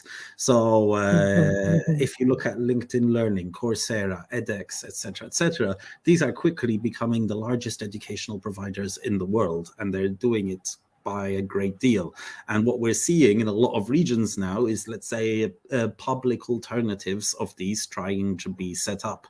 There's the SWAYAM in India, there's the ICE in Indonesia, you have the FunMOOCs in France. All of these are to some extent initiatives that are trying to take these successes that there were in the private sector and replicate them in the private. So personally, I would say that it isn't really a matter of traditional institutions competing with the ongoing tech disruption. To be honest, I would hope that the traditional institutions would compete a little bit more in this area rather than a little bit less. In terms of how to add value to this, what public institutions do well in particular is that in the end, if you get even 5% of traditional institutions, you do massive change, because traditional institutions actually educate millions upon millions upon millions of students. So my argument here would actually be that it's the role of traditional institutions to take these innovations that are happening in the private sector and mainstream them to the whole population, and secondly, mainstream them while considering things like inclusion, things like pricing, things like access, which often the private sector doesn't care so much about. Okay. If I may, actually, I noticed that private institutions are more flexible. I think it's their very nature that they're able to move faster and change faster. It's usually the public institutions that are slower because, of course, government limits a lot of their movement. So I've seen a lot of, well, let me just put it in a nutshell. Change is inevitable, and there's a famous saying, in the world out there, that you either adapt and change or you die. I think that a lot of institutions around the world, well, from my experience at least, have adapted and changed. So while they retain their traditional values, they are still, open to change out there. And I think this is very strong in ASEAN, because I think it's also part of our nature as Asians that we adapt so well to changes. And it's it explains why a lot of countries in ASEAN have been moving forward pretty quickly in terms of, well, during the pandemic, you had almost everybody involved in, a lot of exchanges, even though there were lockdowns. And like Indonesia, for example, ran a lot of webinars last year at the height of the pandemic. So they were a light in the darkness, so to speak. So I think that when you say the word tradition, I don't think it should refer to institutions' refusal to change or just keeping to the old ways. I think they're keeping both tradition and changing at the same time. Thanks. Lovely thoughts. Dr. Singto, would you like to complement with anything perhaps from the workshops that we learned? Yeah, well, I think we have 5 weeks workshops discussing about the digital credentials, and it was so much fun because we have the idea from each participating institutions, and we hope all of the information that we obtain will enrich our study, and our study can become like a how to say, recommendation for the government, which in ASEAN higher education institution play an important role to direct how the policy will go. Like Dr. Lawrence said, that the public institution in ASEAN region is kind of limited because limiting their movement, not like the private sector, because we are regulated by the government. And so based on our 5 weeks workshops and the continuation, the follow-up steps that Anthony just mentioned, we do hope that we can provide the necessary information for the government, both in national and regional level, to make it happen to implement the digital credentialing system in ASEAN. I think that's my final comment for the workshops. Ildiko. Thank you. Yeah. Yes, I have a very short one, don't worry. So this is, again, I would like to say thank you to Share and also to our researchers in doing this study. And yeah, the 5 weeks was really wonderful for me. Anyway, yes, it was really excellent initiative of Share program. And this is actually, still don't forget that it is a matter of cost. It is a matter of change as well, which most of the time we are really allergic to change. But there's a pressure, right? There's a pressure that if we will not do something, upgrade ourselves, remember, competition is still here, right? Competition is still here. If the students cannot go through with this digital credentials, and then let me go to another university. So that's why I said there is a pressure. And at the same time, we have the stakeholders like Share. I really thank Share program on this sponsoring every capacity building that really, really help us, right? So, and that's why I said, yeah, competitive advantage is there, that if we can offer something that others cannot offer, we can gain more and more students. And because this is not only for us, the providers, right, but to our students and their future employers. This is what we are doing, because what we need is trust in our 5 weeks, right? Trust is very important, because this credential is to be, transformed into what Anthony explained earlier, in an envelope, right? Not only the content, but trust, the integrity. So that's what I learned in the 5 weeks workshop. Thank you so much once again for sharing, and all the participants, and also our researchers. And yes, Darren, Mr. Arif, thank you so much. Yeah. Well, thank you very much. We came to the end of this session, even a minute over.